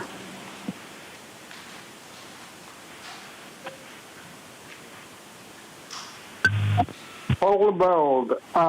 It looks like a good report. It does not hide poor performance or soullessness. There seem to be a lot of good, or some good results, but it could be better. For instance, if you use alternative construction, like 3D printed houses, tiny houses, or shipping crate houses, I imagine these agencies could, the housing agencies, that is, could help a lot more people find housing. Look, we're spending millions that we don't really need to on traditional construction, maybe lining a few pockets, and these houses won't be finished anytime soon. On the other hand, we could build using non-traditional methods like the above, and they're quick enough that we could keep up with actual demand and not end up with a bunch of unneeded housing and more wasted money. Also, you know, with the PJ cyanide problem, you probably are building these things in a bad place, and it would be a lot more easily moved or whatever, taken out of the way if the houses were quick builds. But anyway, getting back to the report's okay, but the subject matter really needs a lot of improvement. Thanks. Thank you. We'll now hear from the next caller.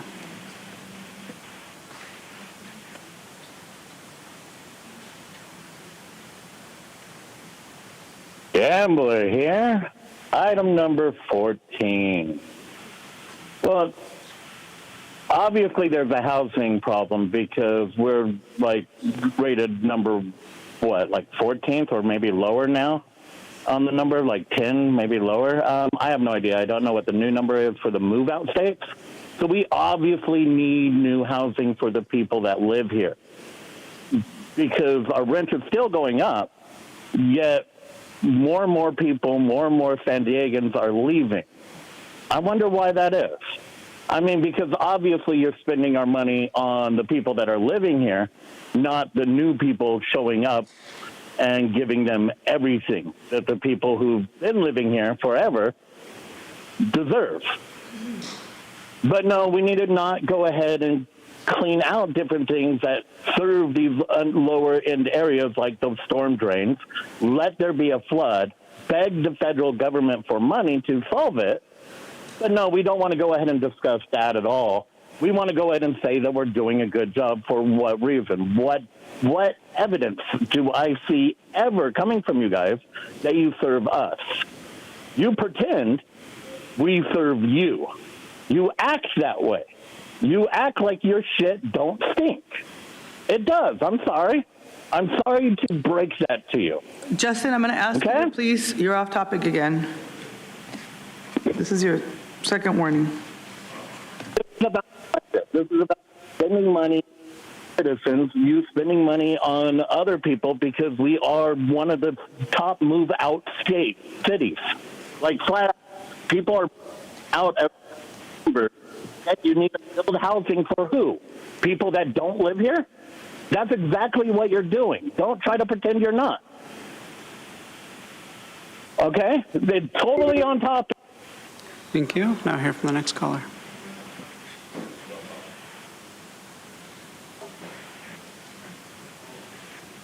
Truth, how many millions a year in people's tax dollars has the state program blown through? And how many people have been housed with those millions or billions of dollars? It's a real caper as to where the CDBG bucks, the home partnership pennies, the Hop Washingtons, and the ESG greenbacks have all gone to. According to the county's last few housing updates, it certainly hasn't gone to housing for low-income or extremely low-income residents. There's also been a few times that some of the county's own presentations have actually been different than information presented within the items, and there's never been an explanation as to why that was. Transparency in the housing scam is missing, just like the homes for low-income residents. The state and federal departments of housing and urban development actually need to be defunded for making unfunded and unrealistic demands to the states and counties with the threat of extortion fees. When our local representatives had questions about the nonsense RENA housing quotas with the head of HUD, Gustavo Velasquez, the coward no-showed everybody. Why should the county even try to implement any of their demands when these people refuse to even justify the garbage they come up with?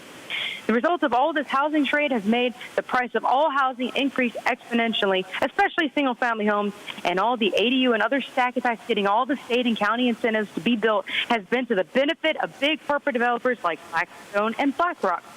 The mass exodus from California means the time for this housing shortage scam is coming to an end. It's time to walk away from unsustainable policies that haven't worked. California's housing future is for my generation to not settle for less than all of your guys' generations had access to. Single-family homes, cars, full grocery stores, American-made products, the American dream. But if you want a positive, a tangible temporary success, you guys use county tax dollars to pay for hotel vouchers for those outside your jurisdiction whose homes have been flooded and whose lives have been abandoned by their disrespectful government. Unfortunately, that favor will never be returned for county residents by the city of San Diego. But truly good deeds are not done for returns, just like funding is not done for results. Hence this item. Yeah. Thank you. Now hear from the next caller.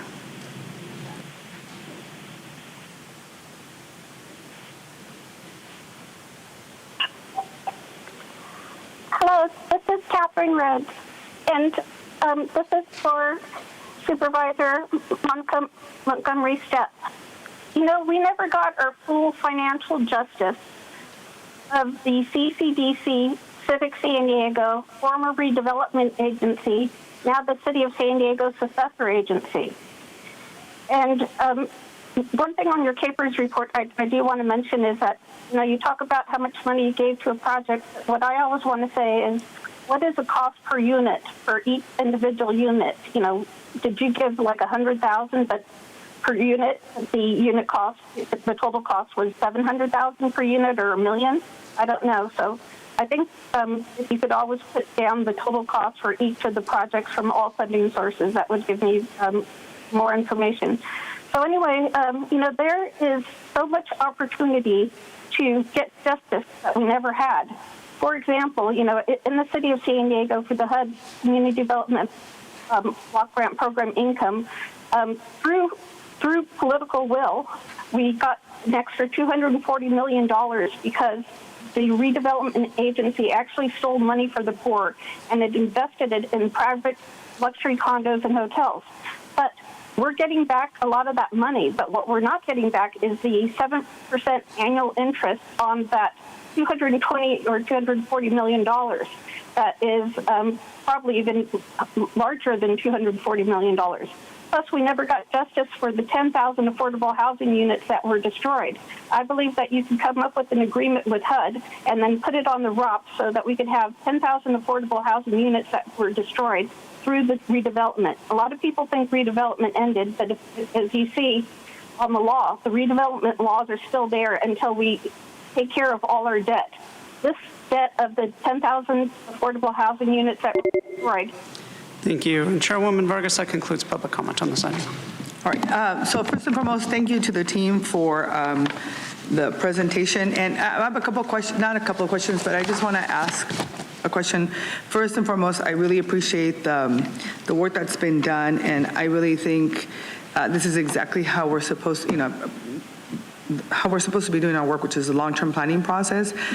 And I understand that all of these programs, the entitlement programs, we're monitoring and we're trying to figure out what the next steps are. But so I think it was a year or two ago, I introduced the Office of Economic Prosperity and Community Development. So community development was a key component there. That office is now turned into the Office of Economic Development and under Government Affairs. So I want to make sure that we don't forget the piece of community development, which was really the reason why I created Economic Prosperity and Community Development. I think that's the work you're doing anyway, but I just want to make sure that we emphasize that, and that when we're thinking about economic prosperity and community development, we're thinking about specifically these types of programs and really thinking about what that looks like.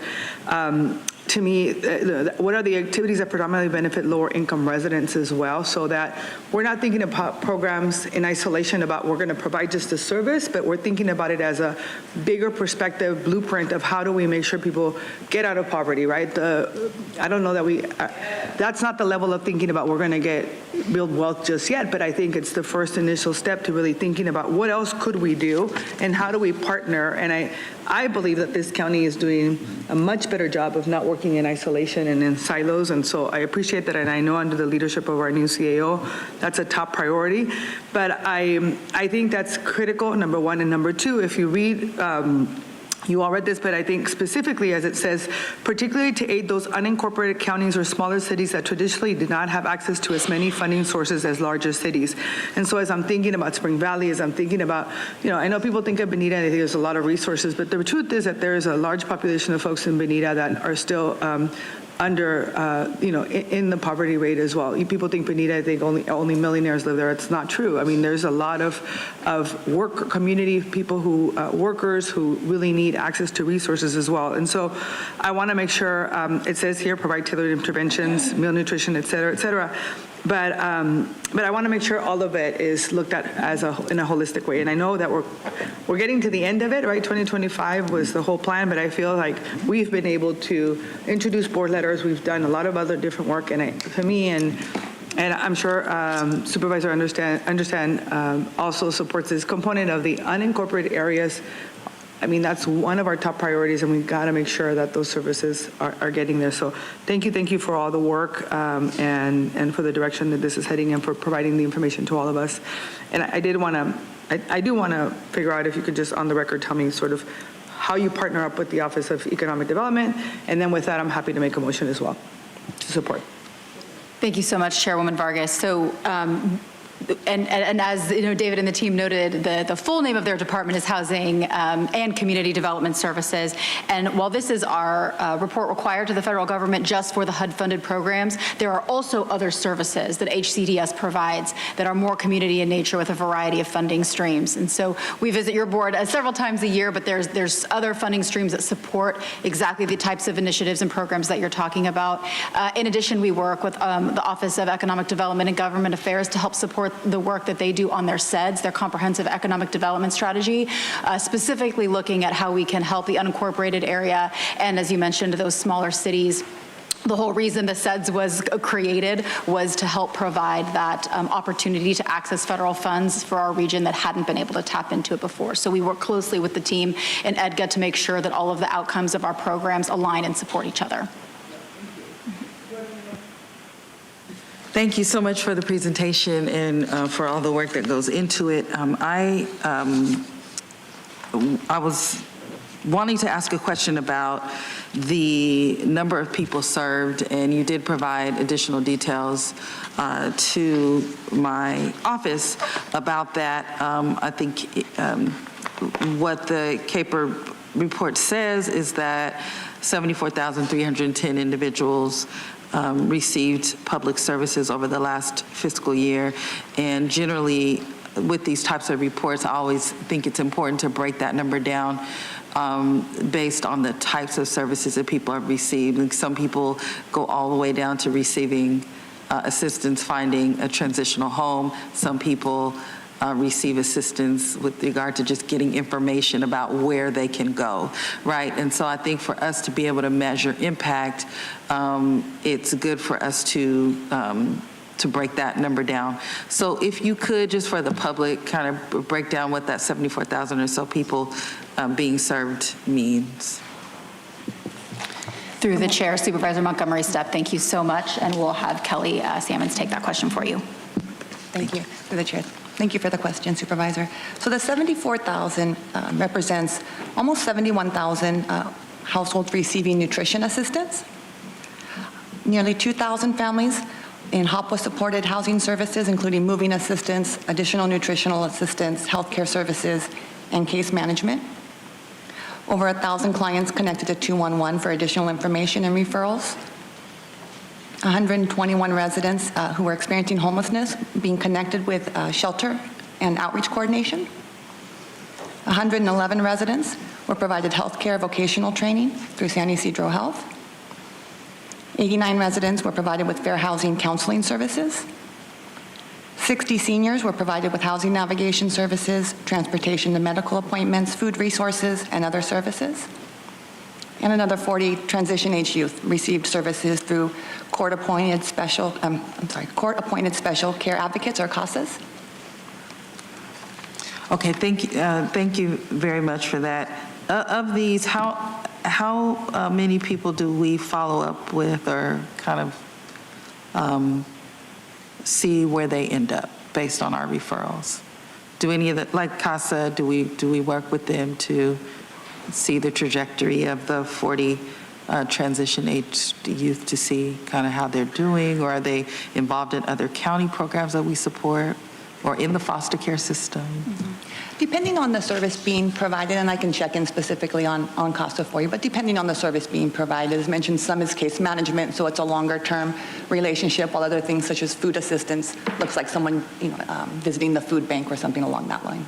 Yeah, and it's a lot of people, so I know that we probably don't keep up with all of them, but just for those that are specific to the services that we provide as a county, it would be good to just measure impact to make sure that how we're spending the dollars is we're getting a return based on impacting people's lives in the way that I think we intend to.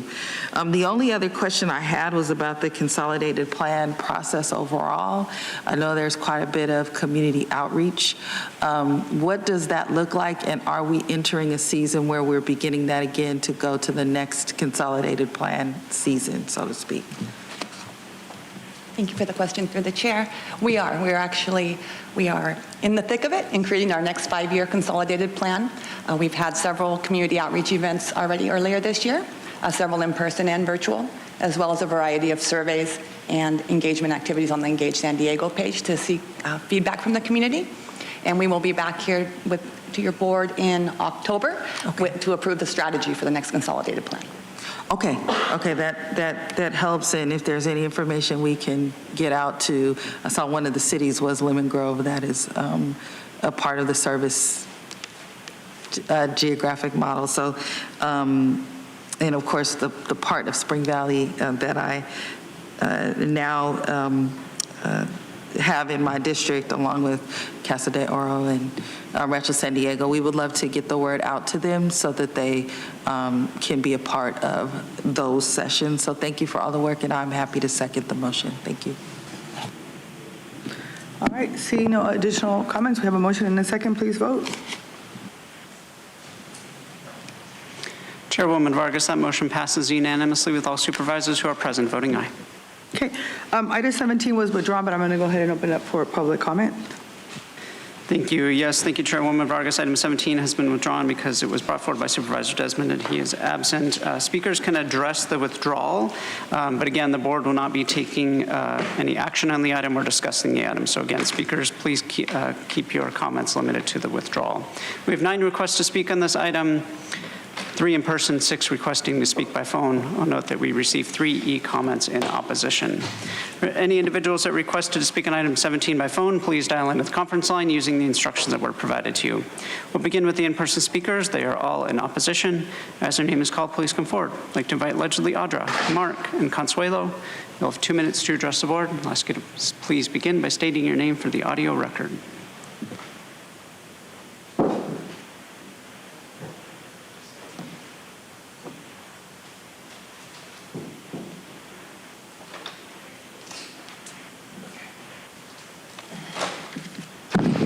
My person uses the name Audra. Good thing this is withdrawn. Where's Jim, though? It's like, did you think he was going to show up and then he just didn't? This is a very scary thing, and in fact, it should be used on you guys because we shouldn't be calling something voluntary when it's a court-ordered action that people then have to go and basically be put away and medicated however you guys want, because it just opens the door to saying, like, you know, the people here, you could say they have some kind of behavioral health issue or whatever, and then you basically lock them up. And so it's dangerous, especially with the way that you guys treat the public. And you know, demonize, you know, just coming forward and even wanting to redress you guys, which we're your boss, actually, and you guys act like we're your servants, when in fact you're the servants. And so, yeah, this is dangerous because, you know, Nora, are you paying attention? Nora, you're not going to pay attention? Do you have other business to do? You don't like to listen to the people, right? Right. Right. Last week it took you, or 2 weeks ago, it took you a minute and a half to realize that I was talking to Joel. Audra, I'm going to inform you that you're off topic. Please stay on topic. That's your first warning. Oh my gosh, I'm on topic. Nora, this is on topic. You weren't even listening anyway. So, I mean, does it really matter? I don't know. I just think we do need funding and resources if it's going to be you guys that this will be used against. Okay? So as long as that happens, I consent to that money being spent to put you guys in a loony bin. All right, thanks. Next speaker, please. Again, please keep your comments limited to the withdrawal of the item. Consuelo. So I just wanted to reiterate for the people who are watching about SB 43, and that is a California law governing involuntary detention treatment and conservatorship of the people with behavioral health conditions. So basically, it's like anybody can deem anybody with having a behavioral health issue, and this is like where it's really dangerous. And San Diego, Californians, Americans, you need to start paying attention because, I mean, at this point, if somebody of, who's in an authoritarian position could deem you crazy and you're totally speaking legit stuff, you're basically done. So this sucks. And it's just more stuff. And they move incrementally to act like they're doing it on behalf of the people and our safety and our well-being. But like everything else, just like this Tijuana River stuff and everything else that they touch or they don't touch and they neglect, it's all purposeful. It's all by design. It's all seamlessly orchestrated, and people need to really start getting why these people here at these meetings speak so nice to each other and thank you and thank you and thank you, because in actuality, you have to be this way because you're ramming it up the asses of these tax-paying citizens. So be mindful of their behavior and why they do the things they do. Thank you. Next speaker, please.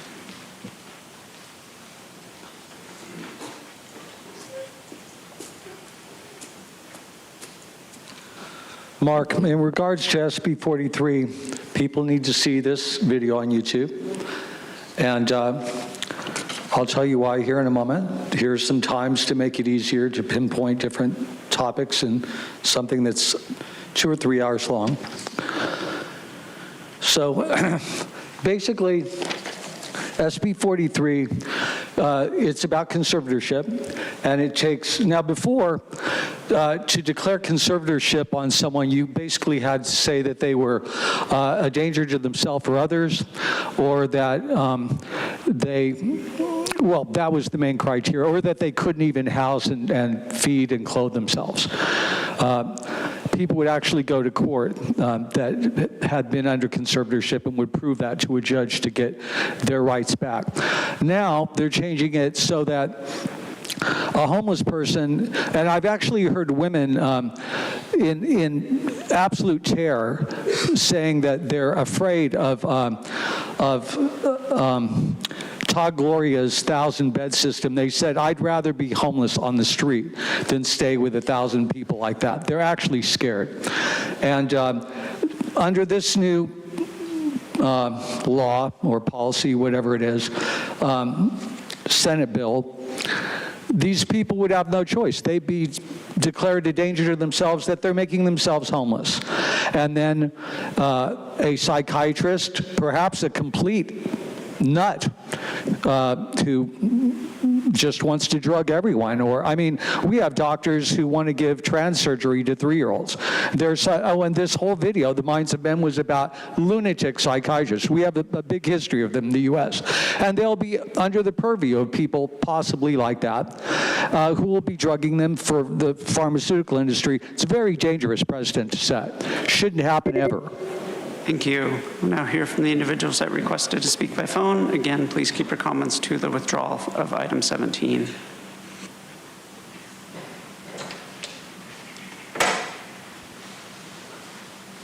All bold. This is a good idea, especially if it's used on people like you who submit half-baked ideas for a vote. But I don't know why Jim needs to be here. This is one of the examples of the dangers of an unfunded mandate. The state gave you a request or a requirement, no funds, but you have no funds in reserve to complete this, or complete it properly like I suggested. In any case, a letter requesting funds would be appropriate, and it's essentially part of the process, although the primary recipient is the Commission on State Mandates and not whoever you said. You should read the law fully. SB 43 says in Section 7, and I hope Jim got the message, If the Commission on State Mandates determines that this act contains costs mandated by the state, reimbursement to local agencies and school districts for those costs shall be made pursuant to Part 7 of Division 4 of Title 2 of the Government Code, commencing with Section 17500. I think that the state should have foreseen this request and advanced funds. Thanks. Thank you. Now hear from the next caller.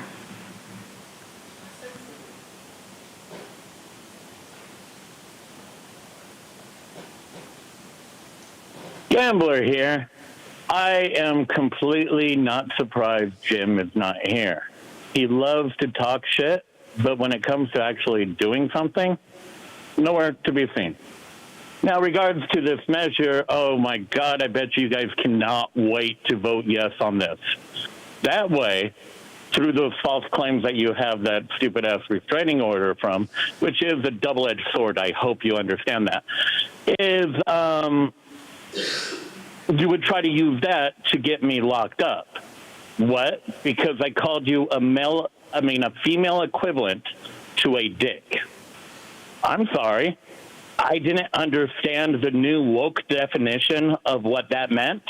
I've never seen it. I've looked all over ever since that court order to find anywhere where that would state that. But, you know, you guys could go ahead and do what you want to do, regardless of the laws. This is your second warning. You are off topic. No. I'm on topic because this has to do with the fact that you want to lock up people based off of your points of view, not anything else. This is specifically to a letter regarding for additional resources for SB 43. That letter actually has been pulled, so we're not voting on it. But if you go ahead and just focus on your direct comments on the agenda item, please. Okay, so other people could go in and talk about that issue, but since you guys want to lock me up for that issue, I'm not allowed to talk about it? Okay, I understand your hypocrisy. I'm sorry, I don't talk woke. I'm sorry. At all. So let me go ahead and talk about the dismissal of yada, yada, yada. Why Jim is not here. Jim is not a real politician in my point of view. He loves to talk. He's just like All right, Amy. so that's your third warning. You're off topic. Thank you very much. We'll now hear from the next caller.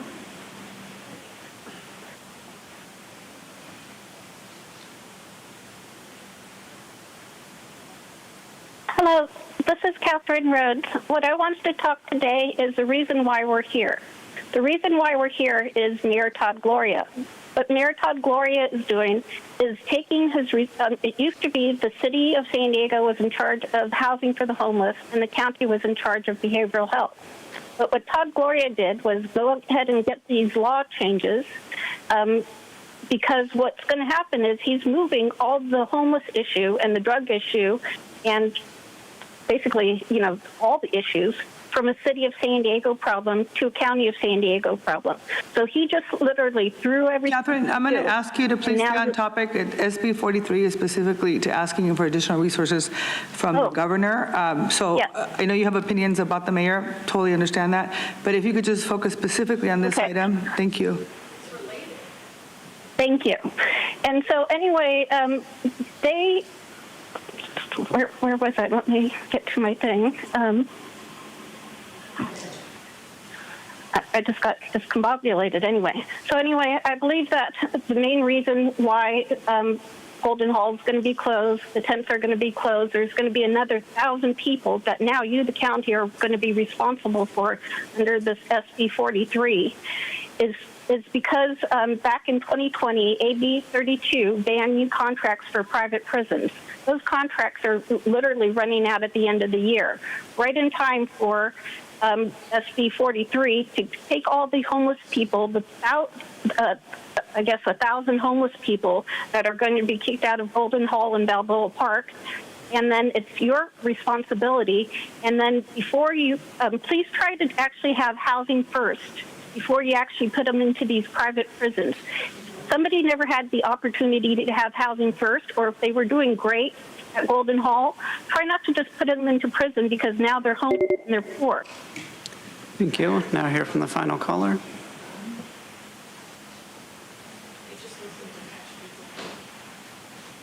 I'm going to ask you to keep your comments to yourself. Give me a second.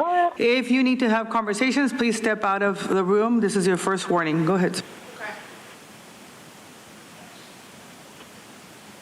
Truth, go ahead. Okay, I hope you restarted that time. You know who I am. Okay, so I actually am just going to talk off the top of my head because I'm gonna save the last speech. I'm gonna copy paste it for a future meeting because Jim refuses to show up to do his job.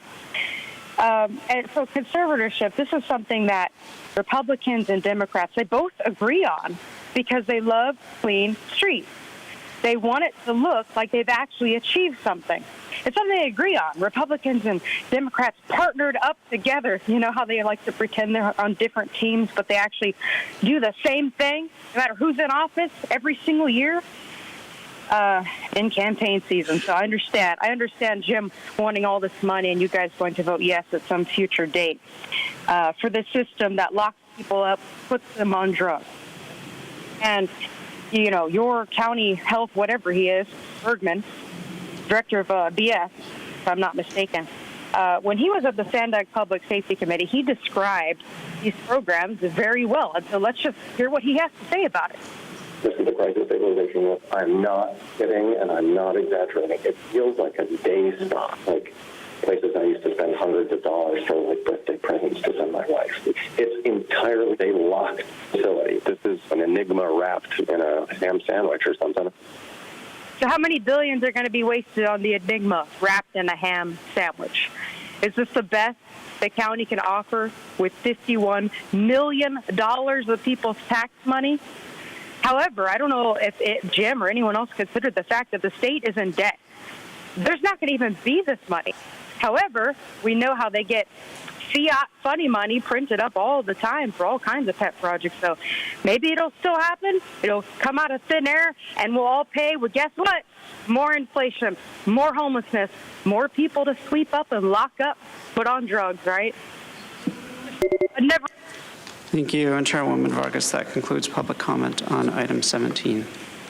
All right, we're going to go, before we go to item number 18, I just want to remind folks who probably didn't hear that this at the beginning, but Supervisor Desmond is actually ill. That's why he's not here today. And that was mentioned in the record at the beginning of the meeting.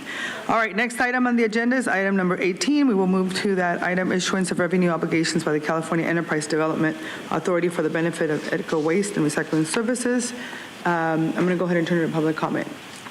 Thank you, Chairwoman Vargas. We have 8 requests to speak on this item, 4 in person and 4 requesting to speak by phone. Also note that we received 1 e-comment in opposition.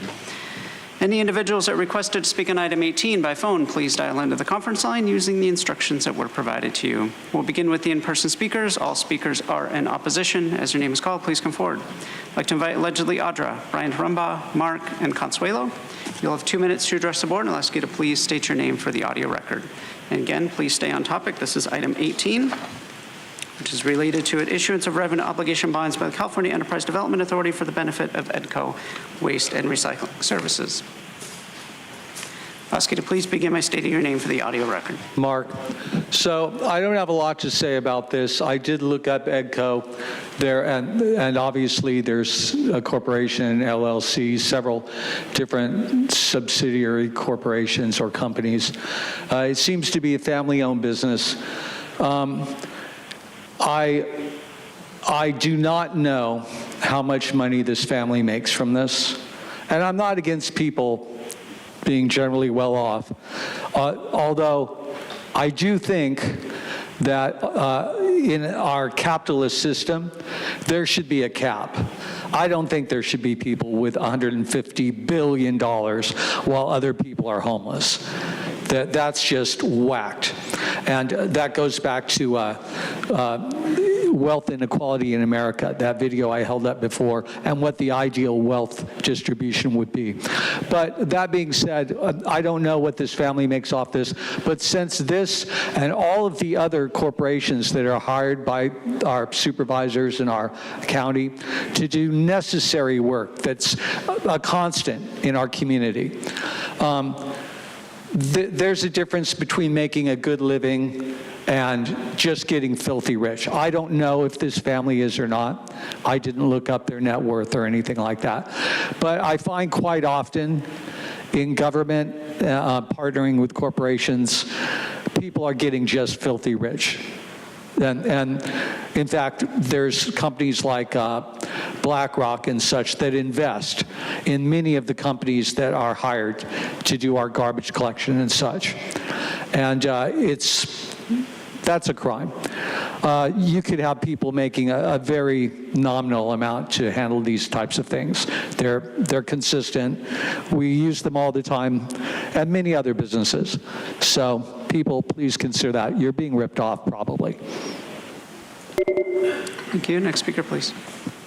All right, still Brian Rumbaugh. So I went ahead and did my best in really trying to learn as much about this item. I do understand that it doesn't really affect us financially. You know, what I will say is I was looking at the, kind of what the goal is to upgrade to more of these stipulations, converting to natural gas, these vehicles, getting away from diesel.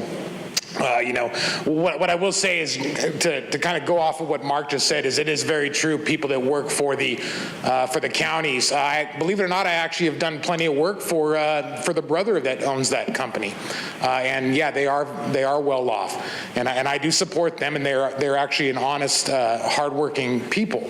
They actually have the contract for San Bernardino County.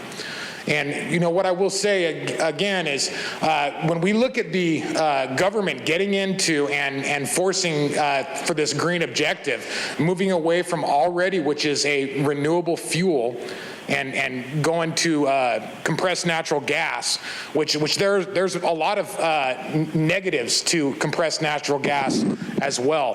One of them being that those tanks, per the state of California, they actually need to be re-evaluated. I believe they have pretty much an 8 or 10 year lifespan.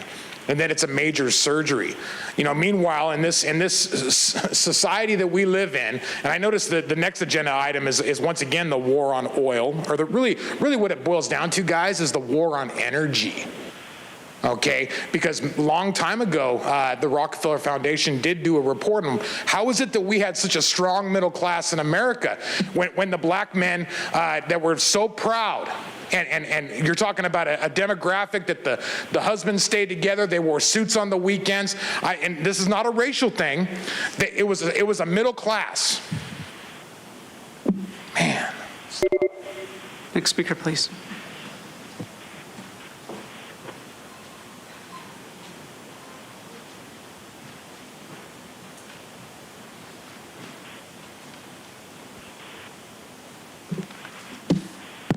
My person uses the name Audra. So how cool would it be if recycling actually worked too, right? If that wasn't just a big ol' money laundering scam, right? Right, that would be cool. Huh, Nora?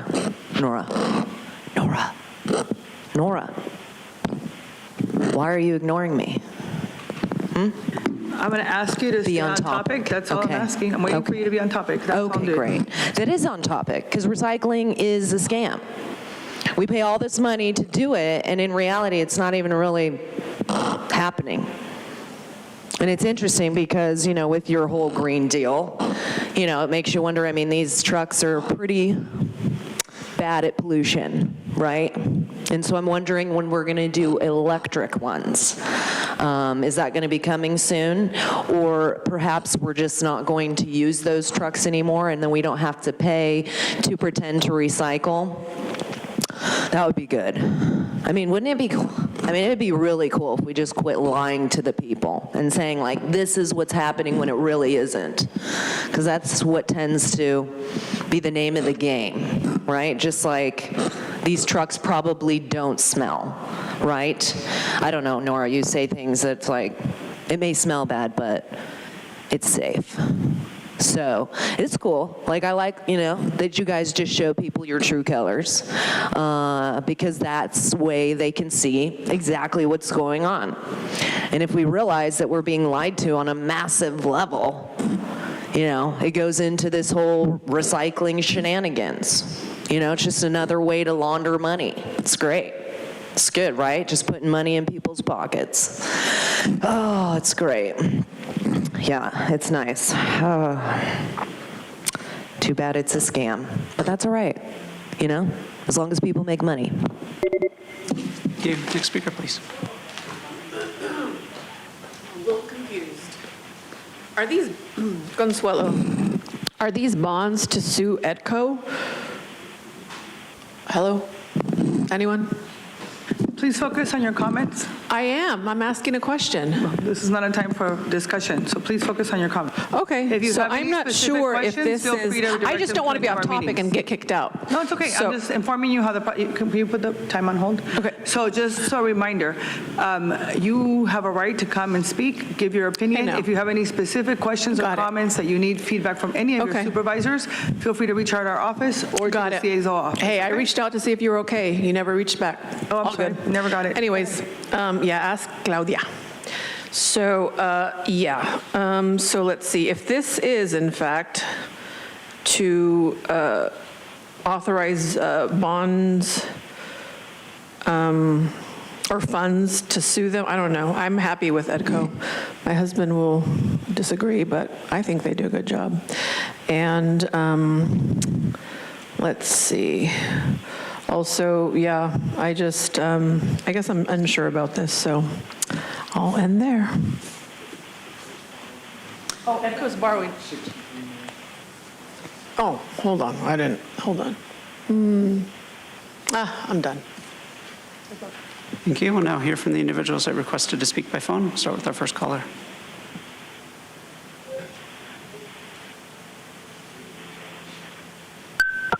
All bold. As I say, you are here for the people of this county and not to validate dam requests or revenue obligations. A lot of the reviews I read said that EDCO did not pick up the trash as contracted, like Republic Services, and had poor customer service. I would go slow on this. Authorize bonds for one or two places, a lot less than 63 million, and see if that goes well. And, 63 million plus interest payments is not a small change. Wherever the money comes from, it's all our tax. And so let's not waste it. That's all I have to say about EDCO. Thanks. Thank you. Now hear from the next caller.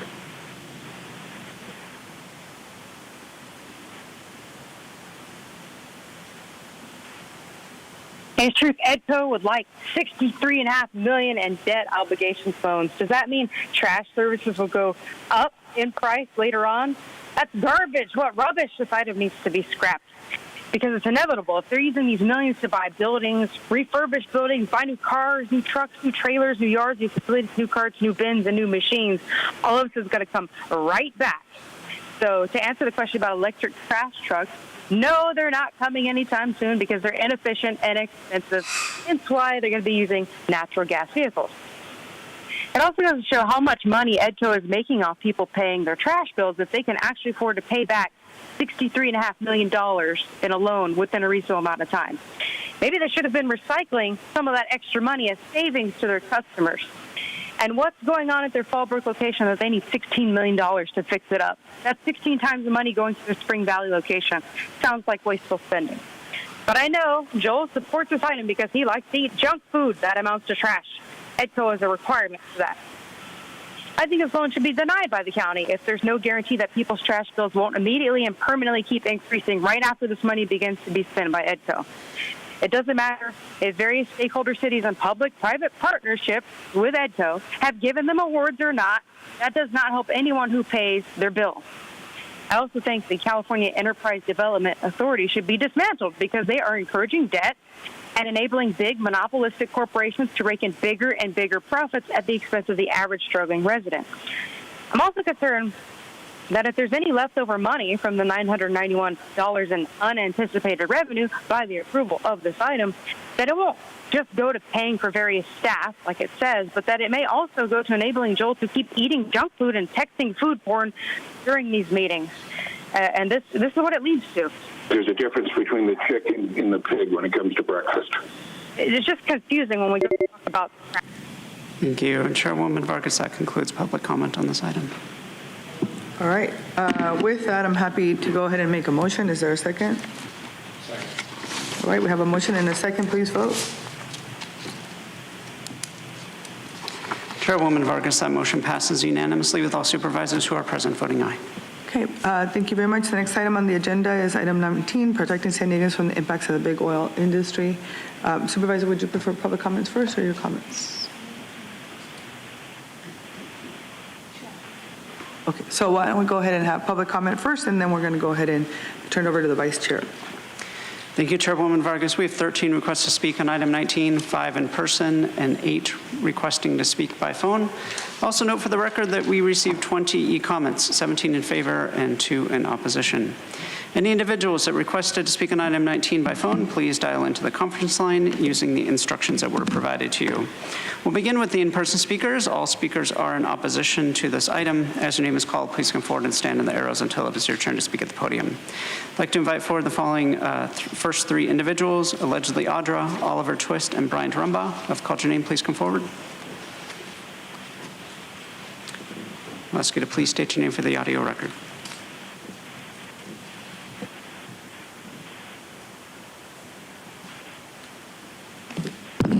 My person uses the name Audra. How cool would it be if this wasn't a scam too? It's like you guys are 0 for 10, whatever, 10 for whatever. Yeah, it's sad because oil is actually the blood of the earth. It's an abundant resource. One of the things you guys got to control the people, right? Because if you can't control the people, you can't put them in a 15-minute city. UN in the house, right? United Nations, sustainability, all that. It's great. I'm wondering, like, how you're going to deal with the products or resources that petroleum gives you. How many are you wearing clothing that actually is made from that?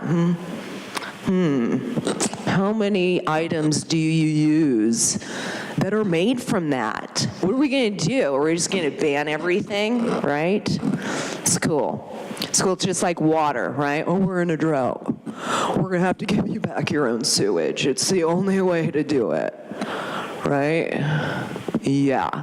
Nora, I'm just wondering because, like, your gas guzzler that you just got with our money, how cool is that? You used to have a hybrid, and now we got a gas guzzler, so I'm wondering if that is going to also get out of here. Are you going to spend some more money to get an electric vehicle?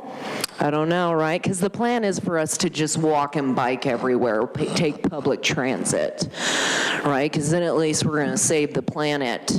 I love how you guys just, work so hard to bring in the United Nations agenda. It's good. You're good little puppets. So nice, right? So maybe you should practice what you preach, Nora, and get rid of that vehicle. Because it's really a big problem, and we gotta, protect San Diegans. And you're not doing that. Next speaker, please. All right, still Brian Rumbaugh. Audra is actually correct. This is a complete scam. Oil is actually a pretty much renewable resource. It is carbon-based. What I can tell you is if you really wanted to learn about that term fossil fuels, real simple, open up on your smartphone YouTube, type in Fletcher, just like the guy that, loved his wife so much that he cheated on her, your former chairperson here, and then fossil, Fletcher plus fossil. You'll see Colonel L. Fletcher Prouty, discussing how the term fossil fuels was brought into the mainstream. So a bunch of lemmings could essentially, write it and praise to it as the war on the middle class that causes poverty for every demographic of every race all across the world, the consolidation of leaving us in a position where we think we need to print our way into prosperity. Okay, do that Google search. Why don't you learn about the Ogle carburetor, where he pressurized an internal combustion engine like her gas guzzler that gets whatever, I'm guessing 12, 15 miles to the gallon. If that was burning vapor as opposed to actual liquid fuel, guess what? Your gas guzzler would then get 100 miles to the gallon. They killed that man. Learn about Stanley Meyer, who created the hydrocarbon, allowing him to retrofit a air-cooled buggy motor burning hydrocarbons, which is the same combustible element that we use in gasoline, and travel, I think, from Ohio to New Mexico on 4 gallons of water. Okay? Thank you. As the next speaker is coming forward, I'd like to invite the remaining speakers in person, Mark and Consuelo. If I've called your name, please come forward. Hi, Oliver Twist here. First of all, I am concerned about, and I've expressed a concern about the county budget and how the trajectory and it's growing exponentially, and then also the proclivity now after the opioid settlement to see these deep pockets as your next big cash cow to go fishing for and milk. So I also do want to say that climate change is real. It's historically cyclical. What is really the question is how much of it is attributed to anthropogenic or man-made causes. A lot of your argumentation in this documentation is questionable. For example, you talk about wildfires, but many of our local ones are actually migrant and transient driven. And again, I'm asking for a dashboard to start tracking the causes of these fires. Also, the nearby Trabuco fire that's burning right now up in Orange County, that was actually caused by preventive maintenance equipment trying to prevent it. And then we have the historic Cedar fire that was man-made, caused by a lost hunter who set a signal fire. And yet all of these fires will be used in the narrative to drive the narrative of climate change. Next, we have bluff collapse. And in doing some research, I researched, this is Lake Michigan. This article was written in 2019, and what really jumped out at me is before the climate change narrative took hold, that climate change isn't even mentioned once in this article. It seems 2020 was really the year that grabbed. So again, a little bit more science into that. Lastly, the Santa Ana River watershed documented. They did cloud seeding in January. If you want to talk about the historic storms and their effect on San Diego County, I would appreciate you to actually looking at litigation against the Santa Ana watershed as a possible source of revenue instead of big oil that fuels our comfort, safety, and mobility. Thank you. Next speaker, please. It wasn't Claudia, it was Paloma. Anyway. Okay, so with that being said, yes, Consuelo here to piggyback off of what Oliver Twist just said regarding these fires that took place. There's so many stories of so many things that will contribute to the narrative. For one example is I was at a out of touch event with a bunch of people who were just completely out of touch. And this very wealthy woman mentioned how she used to own a ranch out in New Mexico and how she lost her ranch due to a wildfire. And the fact is that, you know, she mentioned that her husband said how he said he didn't understand why, in fact, you know, they started this controlled fire when the winds were up. So it's kind of like, I'm looking at my friend who I'm with at this event, like, do these people not get it? It's all by design.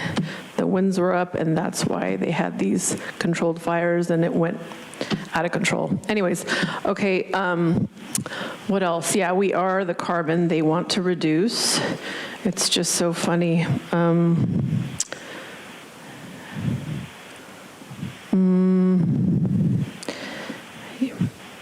Yeah, that's pretty much it. Next speaker, please.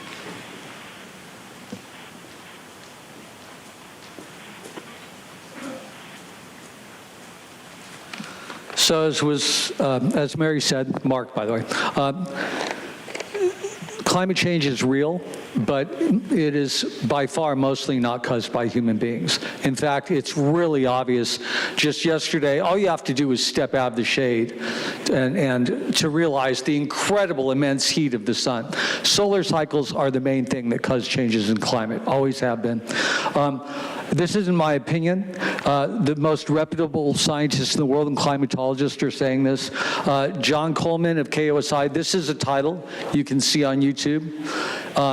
He was Meteorologist of the Year. It's the highest award they can give by the Meteorological Society. And he also helped found the Weather Channel and weather.com. Anyway, he clearly says this is a scam. There are other people, I don't have the title here, but if you will look up William Happer, Happer is H-A-P-P-E-R.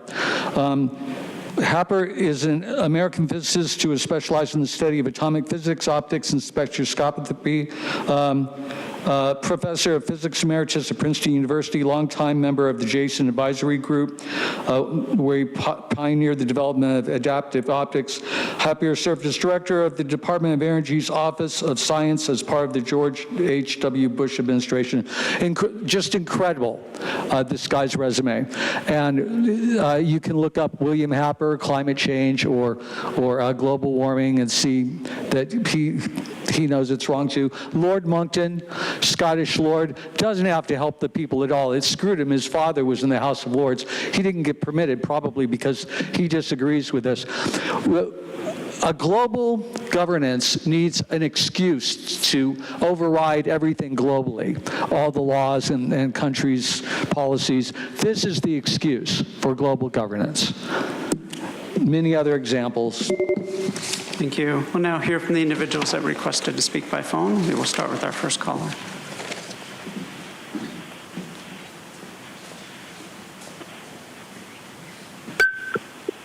Paul Bold. The resolution itself seems harmless enough, but my advice would be to hold off until we find out more.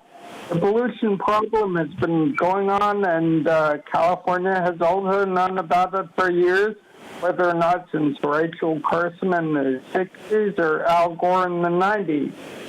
Also, it is somewhat unclear what the actual oil company letters will be interpreted as saying. And as Ottawa pointed out, there's a lot more than just oil industry air pollution at stake here. Not sure whether this would actually take our clothes away or something. And as far as, man-made pollution, yeah, it's a scam. I mean, all the volcanoes and earth movements and stuff going on. I mean, it's kind of, kind of weird to say that, men must have stepped in and made all these huge changes at some point. I mean, what are we? Anyway, I certainly do not favor getting embroiled in a dispute with unknown facts, and that could cost more time and effort than it's really worth. Thank you. Thank you. Now hear from the next caller.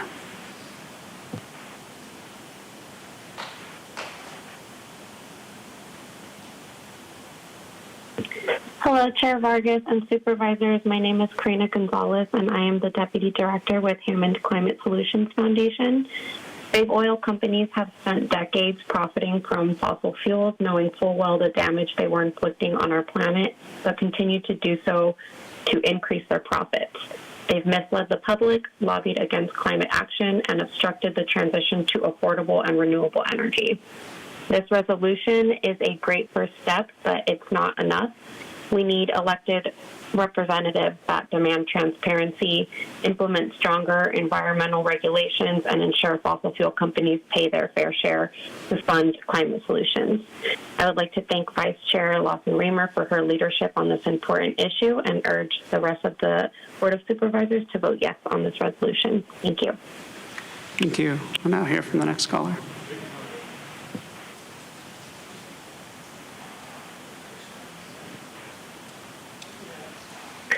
Hello, Supervisors. My name is Ali Mariko Dressel, and I am the Climate Justice Policy Coordinator for Climate Action Campaign.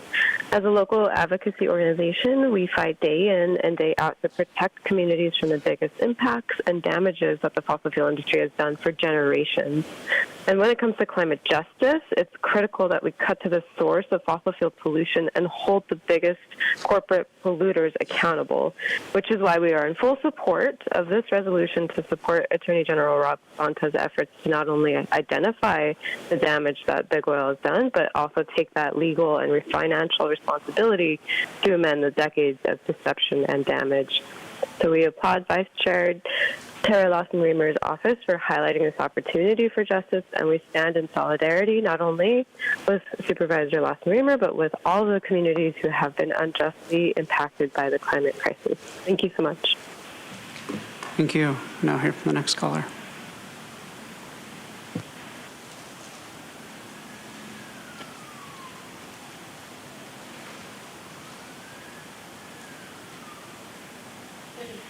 The next caller is Gabriela Sosa. Your device might be muted.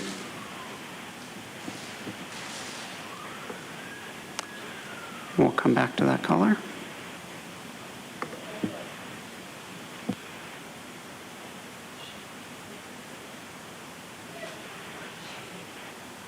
Kevin Stevenson, I am in support of item 19 because big oil has been getting away with price gouging us for too long. They use, quote, regulation, unquote, as a talking point to excuse having to price gouge people when in actuality, these companies have been making tremendous profits off of our backs. And unfortunately, they have paid off elected officials like Jim Desmond, who conveniently is not there today. He's probably in a meeting with the CEO of ExxonMobil right now, for all we know. But anyways, yeah, so to all the right-wingers complaining about this item, I mean, are you in favor with big oil just charging us whatever they want? You can blame California government all you want, and a lot of Republicans push this talking point of, oh, well, the companies only price gouge people in California, and they don't price gouge people anywhere else. That's not true at all. Big oil has been price gouging people, not just in every state in the country, but they've been gouging people all over the world. You think gas is expensive here? Go to Europe. Go to any European country. The cost of oil over there is so much more than it is here in America. And that's not because of their policies. That's because of this thing called OPEC, which is the literal cartel, that's what the C means, is a literal cartel that determines oil prices on an international scale. So blaming the California government for gas prices being higher it's nonsense. You can blame the gas tax all you want, but at the end of the day, big oil is the entity that is screwing all of us. Thank you. Now hear from the next caller.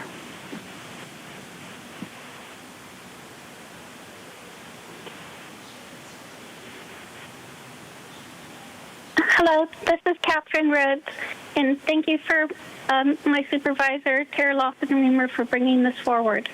It's a great idea.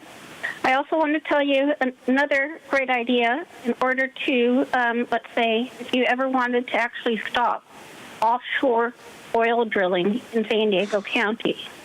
So the way that San Francisco, Florida Keys, Hawaii, President Obama for Hawaii, how they stopped oil drilling in those areas was through creating a national marine sanctuary through NOAA. And so anyway, I talked to some NOAA people, and they seem very interested in it. So I would like for your office to call me back so that I can show you the opportunities for national marine sanctuary status and how it could stop oil drilling. So, you know, I know that for San Francisco, way back in the day, when they said, how are you going to stop the oil drilling off our coast? Because, you know, it's happening in like the Los Angeles area. So they wrote all the different laws and threw into the law that you can't have oil drilling in national marine sanctuaries. And so you know, one of the last things President Obama did before he left office is he turned the whole entire state of Hawaii into a national, basically one or two national marine sanctuaries. And so nobody could ever drill in Hawaii, like the whole state. In California, we currently have from Bodega Bay, so north of San Francisco, to Cambria, which is kind of right there in the middle of like Thurish. That whole entire area is a national marine sanctuary. There's like 4 of them all put together. So what I'm requesting that you do in order to stop for the future, and you need this, you know, going into the... Thank you. Now hear from the next caller.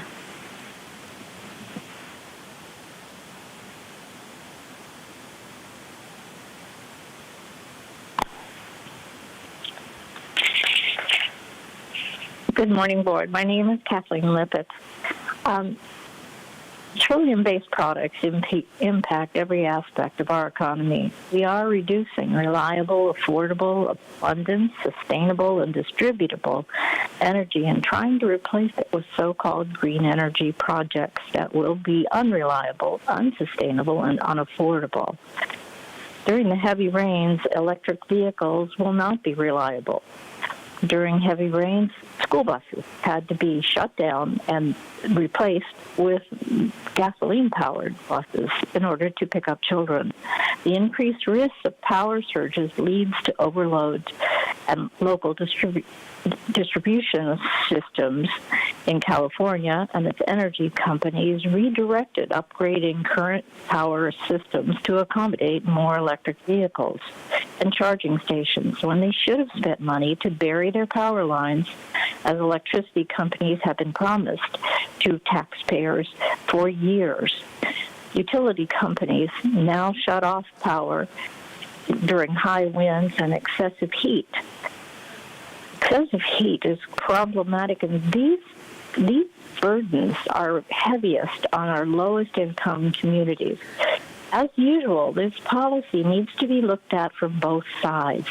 I can understand evolving to different forms of energy. However, you have to do it slowly to make sure that you are recognizing the changes in technology that will make many of the solar and wind farms obsolete before they're even finished. And thank you for letting me speak. Thank you. Now hear from the next caller.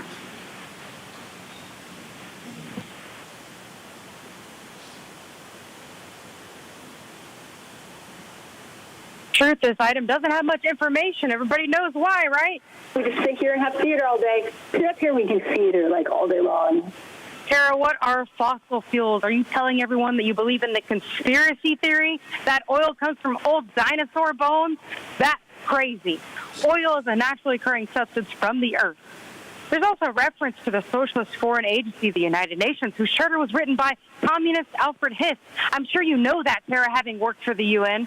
The goal is not change, centralized government control of all resources on the planet, including control of the humans on it. Tara Cedar claims that some companies have engaged in misleading information. Takes one to know one. The county is the biggest perpetrator of misleading information that I have seen locally. Then there's a claim that everything's resulted in climate change harms across the state of California. So no other states then? Sounds like oil and gas somehow only picked California. Is that how we ended up with all that sewage at our southern border too? Because the next paragraph has the audacity to refer to gases at this time of toxic gases directly harming county residents. Here you also mentioned impact to health, air pollution, and damage to natural resources in our communities. And you're pretending to be worried about oil, while South Bay residents are actually suffering the negative effects of free trade fascism. Misplaced priorities at best, and more likely, misguided election season political theater at worst. All you care about is collecting another check from Bonsa's frivolous lawsuit against Exxon to fund your toxic green agenda. While we really are going to have displacement, loss of homes and livelihoods, not because of oil companies, but because of your science denial about non-recyclable solar panels and cancer-causing battery energy storage fire. Tara, you need to be hit with a lawsuit for your decades of self-deception. Dump another Tara political theater item into the garbage because nothing she does should be recycled. It's toxic. Being here and listening to this is just so upsetting and toxic. Can't recycle your garbage. Thank you. We'll now hear from the final caller.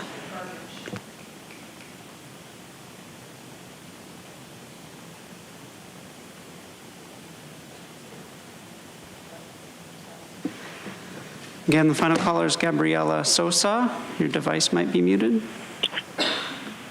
Good morning, everybody. Thank you for taking my call. I request humbly that we vote in favor to support this resolution. We've known about climate change, at least I have since the 80s when I went to the University of Santa Cruz. And I've also studied in Europe in the environmental field, and the science is clear, despite the fact that moneyed interests are trying to convince others of the opposite. So please support this resolution, and it's time to make a big oil pay. And so we can invest this money to try to mitigate climate change and ensure a viable climate for ourselves, future generations, and all beings on the planet Earth. Thank you. Thank you. And Chairwoman Vargas, that concludes public comment on this item.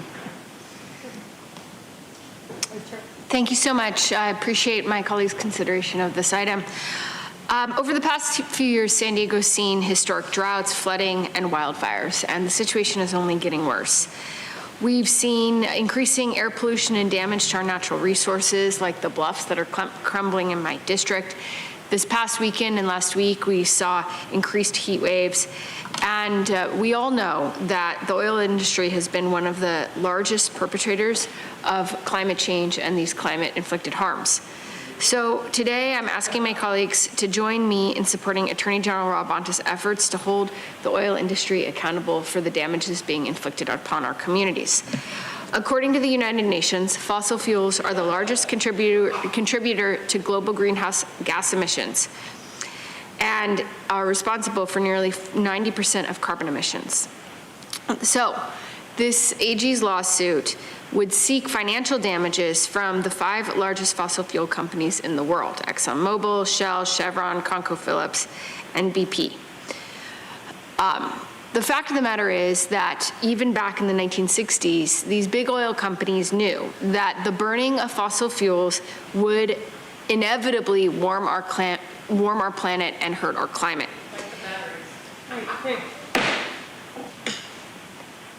So what this lawsuit does is hold the oil industry accountable for using false advertisements and spreading misleading and deceptive information to deliberately deceive the public about the reality of climate change and the inevitable connection between the combustion of fossil fuels and the warming of our climate. Some examples from the lawsuit include how in 1968, the American Petroleum Institute and its members received a report that from the Stanford Research Institute that said, quote, significant temperature changes are almost certain to occur by the year 2000. And there seems to be no doubt that the potential damage to our environment could be severe. So that means that what we're looking at here in terms of all the damage that is being suffered by our community and communities around the world is the reality that those responsible for these harms knew what was occurring and hid that from the public. The state of California and the county of San Diego have spent tens of billions of dollars to try to fix the mess that climate change is inflicting upon California in order to repair damages from fires, flooding, and air pollution. We're facing hundreds of billions of dollars more in expenses to guard against the future impacts of climate change and invest in climate mitigation and adaptation. So if the Attorney General wins, the state of California would benefit from the creation of a fund that could help us finance climate mitigation and adaptation investments, as well as create a pool of resources to protect California's natural environment from future pollution. It's vitally important that we hold the oil industry accountable for their deliberately deceptive practices that inflicted harms upon our community. So with that, I'd like to make a motion to support this item and request the support of my colleagues today. Thank you. Happy to second. Oh, go ahead. You can second. I'll second. All right. If there is no further discussion, we have a motion and a second. Please vote. Chairwoman Vargas, that motion passes with Supervisor Anderson voting no, all other supervisors who are present voting aye. All right, we're next going to move on to, all right, this is your first warning. I'm going to ask you to please let us continue to do our work. Move on to board member committee updates. At each meeting, I will ask any of you to provide a brief update, report on progress, or share pertinent information during this time. Does anybody have any updates that would like to share today? No. All right, seeing none, we're going to go ahead and resume with non-public agenda comments. I'm going to turn it over to our clerk. Thank you, Chairwoman Vargas. We have 13 remaining requests to speak on matters not listed on the agenda, 4 in person and 9 requesting to speak by phone. For those that requested to speak by phone, please dial into the conference line using the instructions that were provided to you. We'll begin with the in-person speakers. I'll call forward the first 3 speakers of the remaining. I'd like to welcome forward allegedly Audra, Luke, and Elizabeth Stonehouse. If I've called your name, please come forward.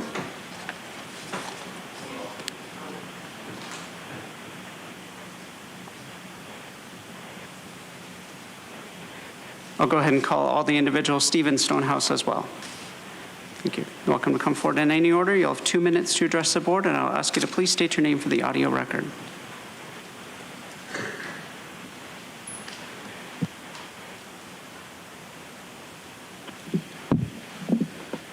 Good morning, Chairman Vargas and other supervisors. My name is Stephen Stonehouse. I feel that I am being discriminated against by the county registrar of voters. I am a candidate for the Sweetwater Planning Group and want to be a poll worker in the upcoming November presidential election. The ROV contacted me to serve once again, but then they discovered I was a candidate and I was denied.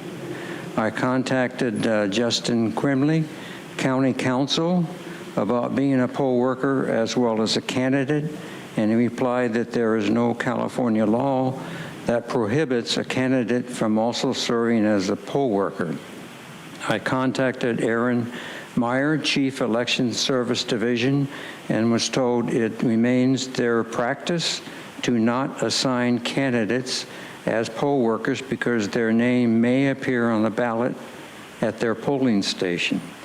Usually practices are made from laws and regulations.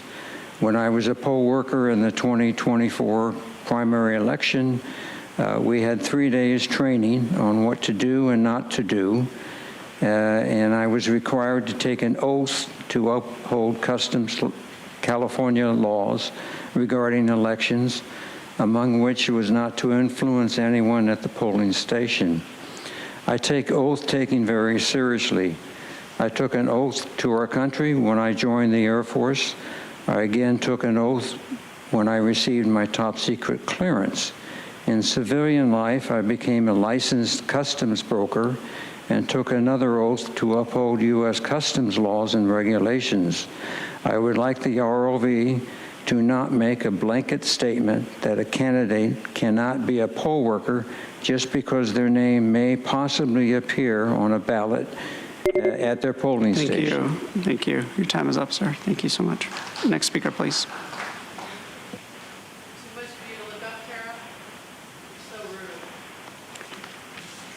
Good morning. Madam Chairwoman Vargas and Supervisors, my name is Elizabeth Stonehouse.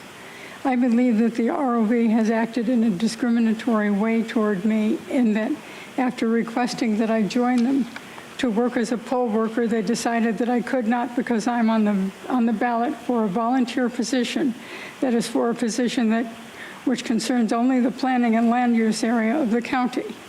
What I believe they are missing is not everyone wants to sway voters. I took an oath when I was a poll worker last March to uphold the county and state law. When I was a poll worker, I helped people with the voting machines. I explained how they work and what people had to do. I was not allowed to touch anything past setting up the proper form. I was not allowed to read anything. My full name was not anywhere where anyone could read it. It seems ironic to me, having all my adult life being subjected to security clearances from everyone from the U.S. government to the school district, that the ROV would think so little of me that I could not do a job I trained to do just because my name appears on a ballot. I would like someone to convince the ROV, who desperately need people, to follow the law rather than their obvious conviction that everyone cheats, and let me do a job which I like. Thank you. Thank you. Next speaker, please.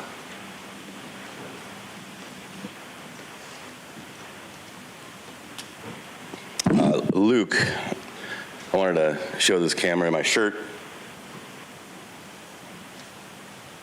It's a quote by Thomas Jefferson. It says, when tyranny becomes law, rebellion becomes duty. In America, that's where we are.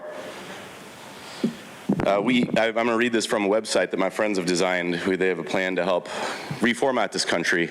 We got to clean it out and start over because it's so corrupt, it's beyond repair. So we're going to have to, it's basically like the same thing as if your laptop or if your phone gets all bogged down with viruses and malware. Eventually you got to kind of wipe it clean and reformat the thing and put in some new stuff.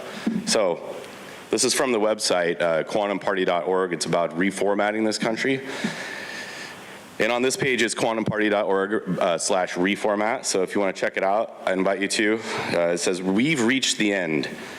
The United States is a great country with great people, great landscapes, and vast natural resources, but we have an irredeemably corrupt government, a government that is completely captured by ruthless oligarchs and rogue intelligence agencies, a government that utterly ignores the Constitution, a government that is too corrupt to function and is racing us ever faster towards Armageddon. But instead of trying to do anything to prevent that, our politicians are milking as much corruption out of the dying system as they can before it collapses. Any attempts to correct our course or fix our problems within the current system are thwarted. Politicians are blackmailed, elections are rigged, legitimate political activists are aggressively targeted by the crooked FBI. So where do we go from here? How do we save our country? Well, you can find the answers at quantumparty.org. And if you want to learn more about how we ended up here, visit qintel.pro. Thank you. Next speaker, please.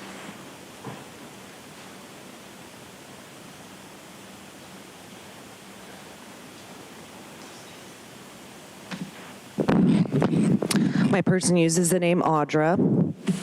So Nora, with this number 13, and you're saying that you want to enhance community safety, I'm wondering if you would say the same stuff to the 5-year-old little girl who was raped by Jose Alejandro Confessor, a 21-year-old illegal who evaded processing by Border Patrol, got a fake green card, broke onto a military base to sexually assault a 5-year-old little girl. And you want to protect these people. I'm just wondering if you would tell her to her face that you're doing protecting that 21-year-old who raped her to enhance community safety? Does it enhance her safety? Does it protect her? Do you know what it's like to be raped, Nora?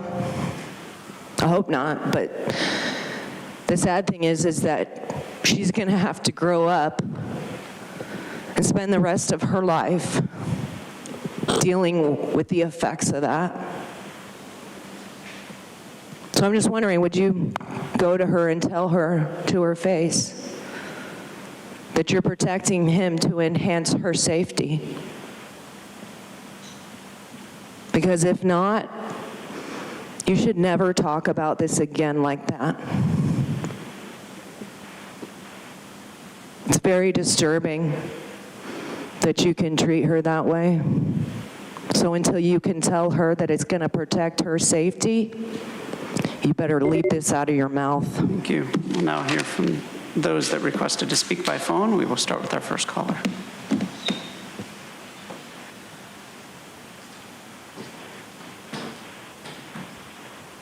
Hi, members of the board. My name is Megan Stewart, and I would like to thank you for the opportunity to speak today on the issue of youth vaping. E-cigarettes have become the most common form of tobacco use among young people, despite widespread efforts to curb their use. Vape companies market their products with colorful packaging and sweet flavors, creating a false sense of safety among teens.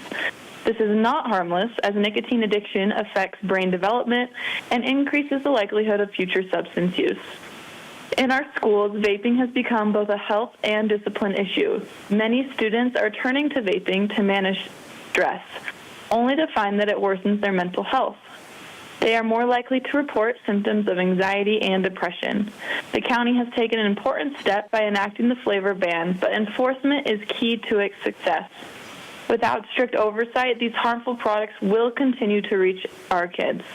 We must ensure that these products are not making their way into the hands of our children through lax oversight or illegal sales.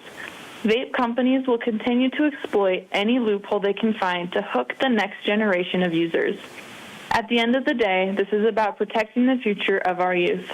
They are up against a multi-billion-dollar industry that thrives on their addiction, and it's our responsibility to stand in their defense. Thank you. Thank you. Now hear from the next caller.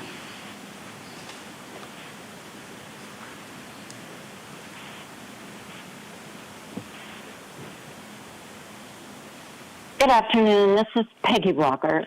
I'm here as a youth mentor sharing that today is National Suicide Recognition Day. This recognition is important as we work to address youth mental health issues.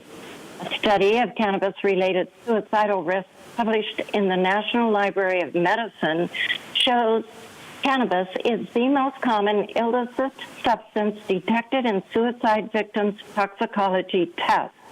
I wanted you to know that the study found that initiation of marijuana use at a younger age is associated with worse suicidal outcomes, and suicide is a leading cause of death among young people. The study showed significant association between marijuana use and suicidal attempts in the general population, but especially in adolescents, military veterans, and bipolar or major depression patients. 2 reasons behind marijuana's suicide link were identified as neurophysiological, including the way THC acts on serotonin pathways, inducing depressive disorders, acute intoxication, and cognitive impairment, and second, social mechanisms, or links between pot use and behavioral problems, like educational failure. The study said marijuana is the most common illicit substance used by young people, used about 5 times more than any other drug. I bring this information here to you today because every policy you make should help prevent youth marijuana use and save young lives. Thank you. Thank you. Now hear from the next caller.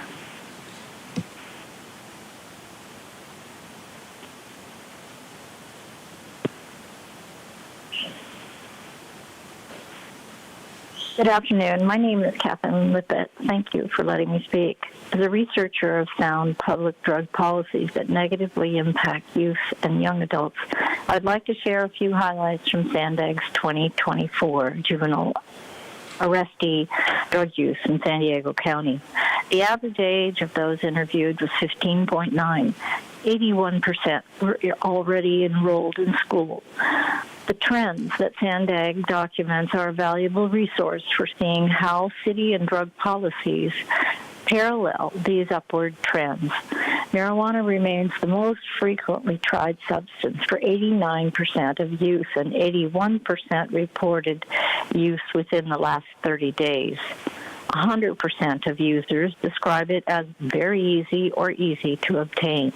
At the same time, 15% of youth perceive marijuana to be harmful.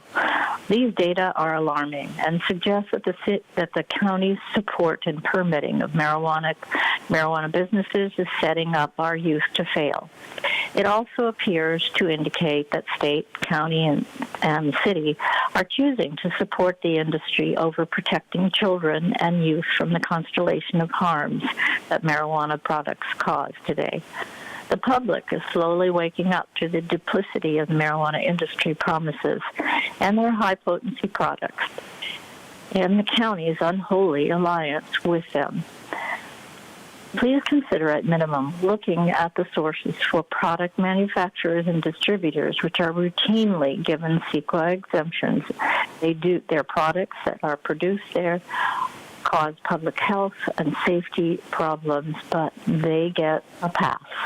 And there is no robust oversight, there's very little oversight or regulatory activities.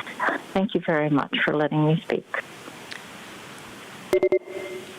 Thank you. We'll now hear from the next caller.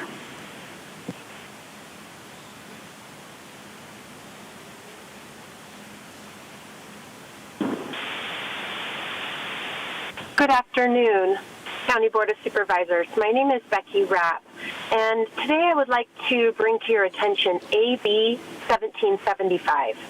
AB 1775 aims to prioritize profits over health, jeopardizing California's long-standing smoke-free workplace protections by allowing for the permitting of marijuana cafes.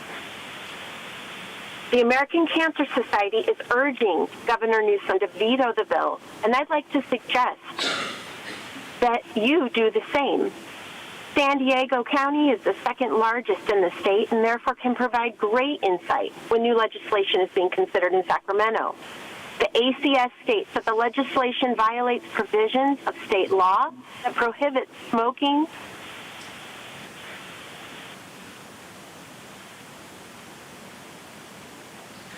Appears that caller dropped off. We'll hear from the next caller.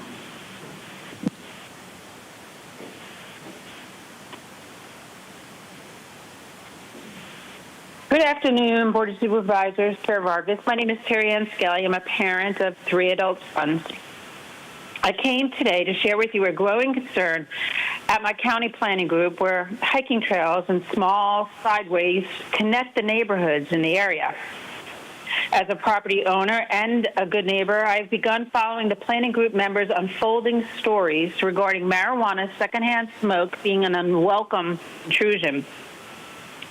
My research found that it is estimated that 10% of the population has a strong allergic reaction to marijuana smell. This is more than an annoyance, it's a painful health hazard. And for countless others, it's undoubtedly a very uncomfortable nuisance.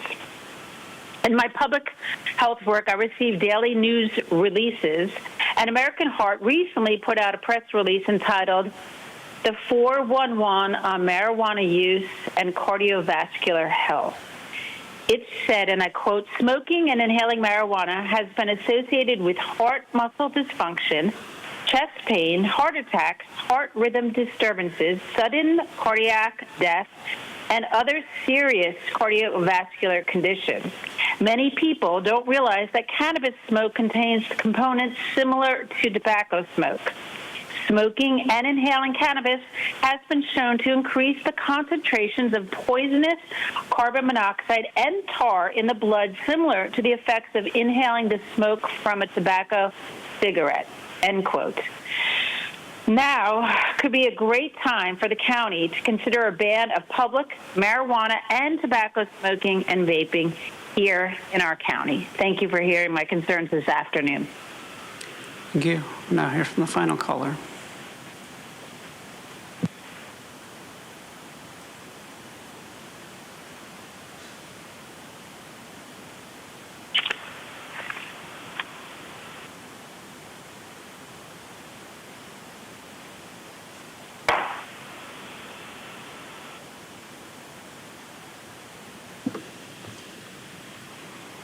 Looks like our call-in system is having some difficulties at the moment. While we're waiting for it to refresh, we'll go ahead and hear from the individuals that requested to speak on the closed session matters, which are item 20.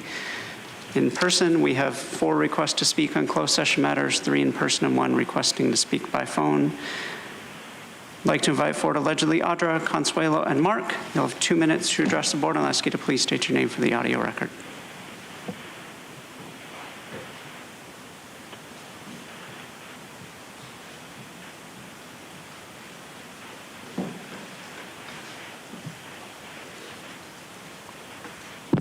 My person uses the name Audra. I am going to be addressing letter B, and that is public employee valuations. And so I would like to evaluate my employees that are sitting up on the dais. And I can do that, Nora, so don't say I'm off topic. You just might not like it. So, Joel, you're always on your phone. Still need to get your phone number so I can text you and say, stop being on your phone. See, makes you pay attention. Tara, the misinformation that comes out of your mouth needs to stop immediately because you're lying to the people. And you guys sit here and you're like, we're going to sue everybody and anybody under the sun, right? For the people. Yeah, right. You want to go up against the biggest companies and entities there are that have more money than the county could ever have and think that you're going to win. All while you're sitting there saying that you're doing it because of the misinformation they're spreading. So you should actually be sued. Andrew, good job, okay? Good job, Andrew. Appreciate your smiles. It's nice. You actually pay attention sometimes. It's good. Nora. The money that you're taking from the people for your security needs to stop immediately. We did not consent to that, and you're driving a gas guzzler, okay? So if you're gonna sit here and promote green stuff and stopping the GHGs, you need to practice what you preach. Ebony, still not sure about you because you do spend the money and we're doing it on a lot of nefarious things. So that needs to stop. Monica, not sure about you either. Kind of feel like, I'm not sure. And then Jim isn't here, so that's too bad. But I don't like him voting on stuff for illegal aliens and then pretending he didn't, so that's unfortunate. Thank you. Next speaker, please.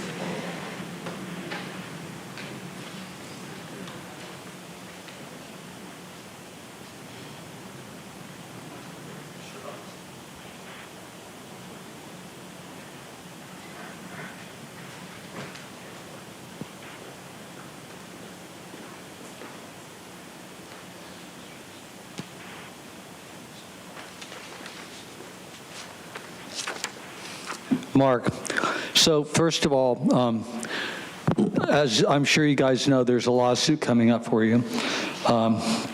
And I can't remember the name of the attorney or the organization. It's something like Public Rights or something organization. Anyway, so I wish that they would also address in their lawsuit coming up with you, being off topic, they're addressing the fact that you shouldn't be able to determine hate speech. Just make sure, just to clarify, go ahead and put it on stop. Just to clarify, there's a couple of This is closed session where you do litigation, and I'm discussing proposed litigation. In fact, litigation that is coming up. Mark, there are 2 items on the closed session agenda. The court case that you're referencing is not listed on the closed session agenda. I realize that. I'm talking about proposed litigation. In fact, litigation that is coming up. That is not on the agenda. It's not on the agenda. And I can't discuss You can talk about the 2 litigation that may come up. No, you can talk about the 2 items that are on the closed session agenda. Public employee evaluation. Well, public employee evaluation, Tara is doing a horrible job. She's lying. She worked for the UN, so I don't know why anyone would even want her in this position. And she's totally lying about climate change, and which this video clearly talks about from a real expert, and on YouTube. And I'm sorry that I can't, and critiquing individuals, the fact that you have a policy for not doing that, that was clearly ruled a right by the Supreme Court. So that's absurd. Anyway, hate speech off topic, you don't have a right to determine that. We'll talk more about it later for sure. Thank you. Next speaker, please.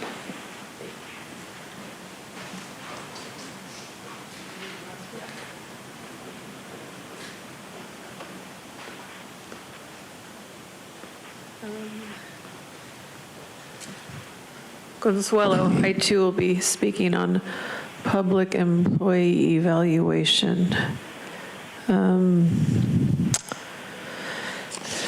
Let's see.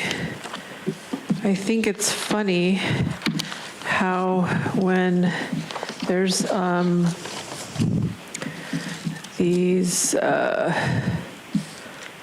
these reviews or the staff gives these presentations, like the scripted questions that you guys have, and then you go back and forth. It's just so funny. I see right through it.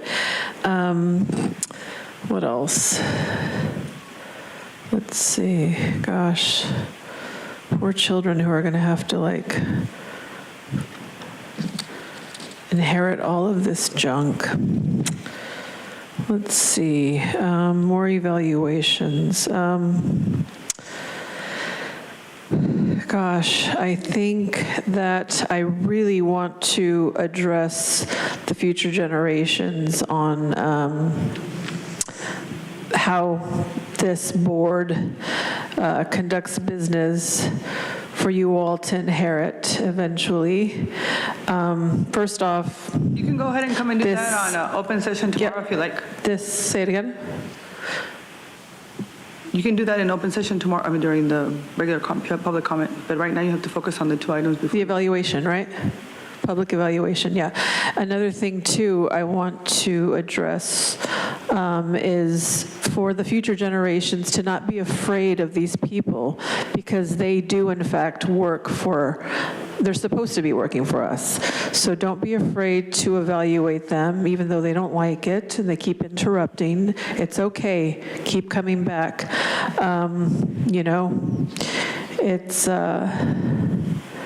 It's so sad. Thank you. We'll now return to the callers. I'm going to return to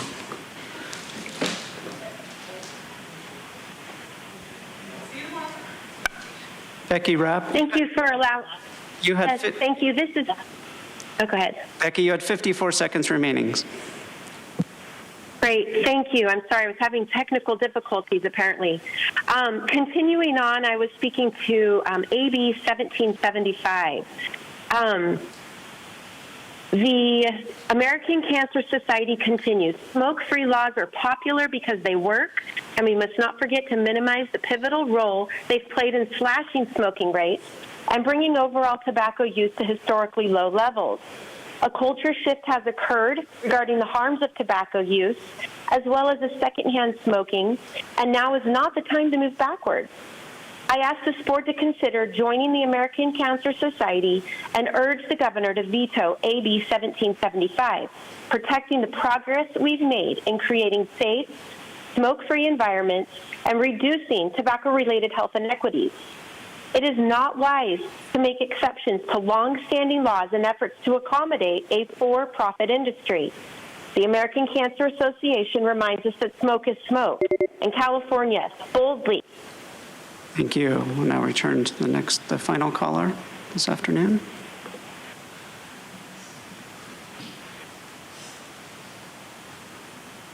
Truth, point of order, I also did sign up for closed session, so I actually get 4 minutes. That's correct. Nora, thank you. There you go. All right. Nora, first, thanks for gutting your junk items off the agenda today. Now that $41,000 you spent on that armed security guy in the white SUV for your own personal protection, the whole county should have consented. It's inequitable, too. Does every supervisor have $41,000 a month in security and a brand new SUV? You realize that's almost half the cost of the few air purifiers that were distributed by lottery, where not everyone who wanted or needed one received one?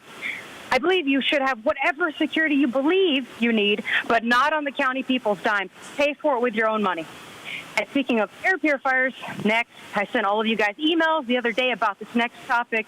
And Nora, I know you don't read emails, but I know you do care about the South Bay, so I have an agenda request that you all introduce and pass a resolution in solidarity with the City of Imperial Beach's historic resolution number 2024-064 entitled Requiring Immediate Action from SANDAG to create a long-term environmental mitigation fund from the Otay Mesa East Port of Entry to mitigate pollution impacts of transboundary sewage flows from the Tijuana River Valley that passed unanimously on September 4th. As you know, Newscom has refused to declare a state of emergency, and there's been no federal path toward a permanent solution. Diverting mere pennies from this toll toward a mitigation fund could pay for wastewater infrastructure repairs and Tijuana River diversion and treatment for every year into the future, as long as the toll exists, without having any negative impact on international trade. But the county's continued support is needed because this is only possible if those at the state level are pressured to alter the language of SB 1486, Section 31474A, that says SANDAG may only impose tolls and user fees for the use of the corridor, to instead allow for a portion of the revenue to go to a mitigation fund so that the SANDAG board can make this opportunity a reality and benefit both countries' peoples.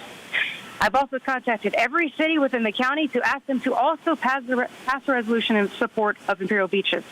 So this is your guys' chance to be on the right side. Thank you. Your time is up for non-agenda public comment. You can begin your comments on the closed session matters. Thank you very much, Andrew. Now case A is for Flower Alvarez Lopez versus the county. And I was very surprised to see a lawsuit against the county from Flower, of all people. I think this is a prime example of throwing your own under the bus and turning them into your opponents.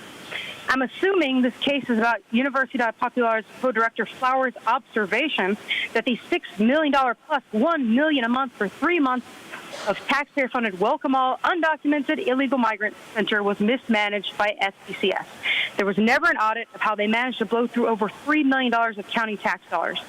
Even with millions of dollars wasted on this treasonous pet project, the volunteer aiders and abettors, such as Flower, Haitian Bridge Alliance, Al Otro Lado, and Immigrant Defenders Law Center claim that people were not being given food or water, were left to sleep in the airport, and were sent to different states without sponsors, and so ended up in shelters or on the streets. However, SPCS said they bought people airplane tickets, food, Wi-Fi, phone chargers, and hotels with American tax money. Over $350,000 was spent just on buses. They also allocated $1.2 million just to staff, but never said how many staff there were, how much they were getting paid, or what their roles were. There's never been a public audit breakdown of what went wrong, but obviously it was all wrong, and now an even bigger aider and abetter, Catholic Charities, has taken over. So I'm hoping this case will force the county to release the fact of mismanagement of secrecy with millions of our tax dollars. Or maybe this case is actually about Flower's partnership with the Register of Voters, but I doubt it. And KSG is Chief Probation Officer Tamika's performance evaluation. The funny thing is this evaluation was supposed to happen on August 27th, but you guys stacked the agenda with a bunch of useless political theater from Tara that made the meeting go until 11:30 at night. Then it got pushed to the next day in the most untransparent, unannounced manner at the start of the meeting. It's also ironic to discuss staff like Tamika while Nora denies that right at other times. Tamika gets a C for coasting at SANDAG Public Safety Committees. Haven't seen her there, haven't heard her. Y'all get it. Thank you. Chairwoman Vargas, that concludes a request for non-agenda public communication this afternoon, as well as public comment on the closed session matters. With that, we have no adjournments today. This session is adjourned and we'll now proceed to closed session. The board will now recess into closed session to consider those matters listed under item 20 on today's regular agenda. If there are any reportable actions, they will be reported out during the planning land use session of this meeting tomorrow, Wednesday, September 11th, 2024.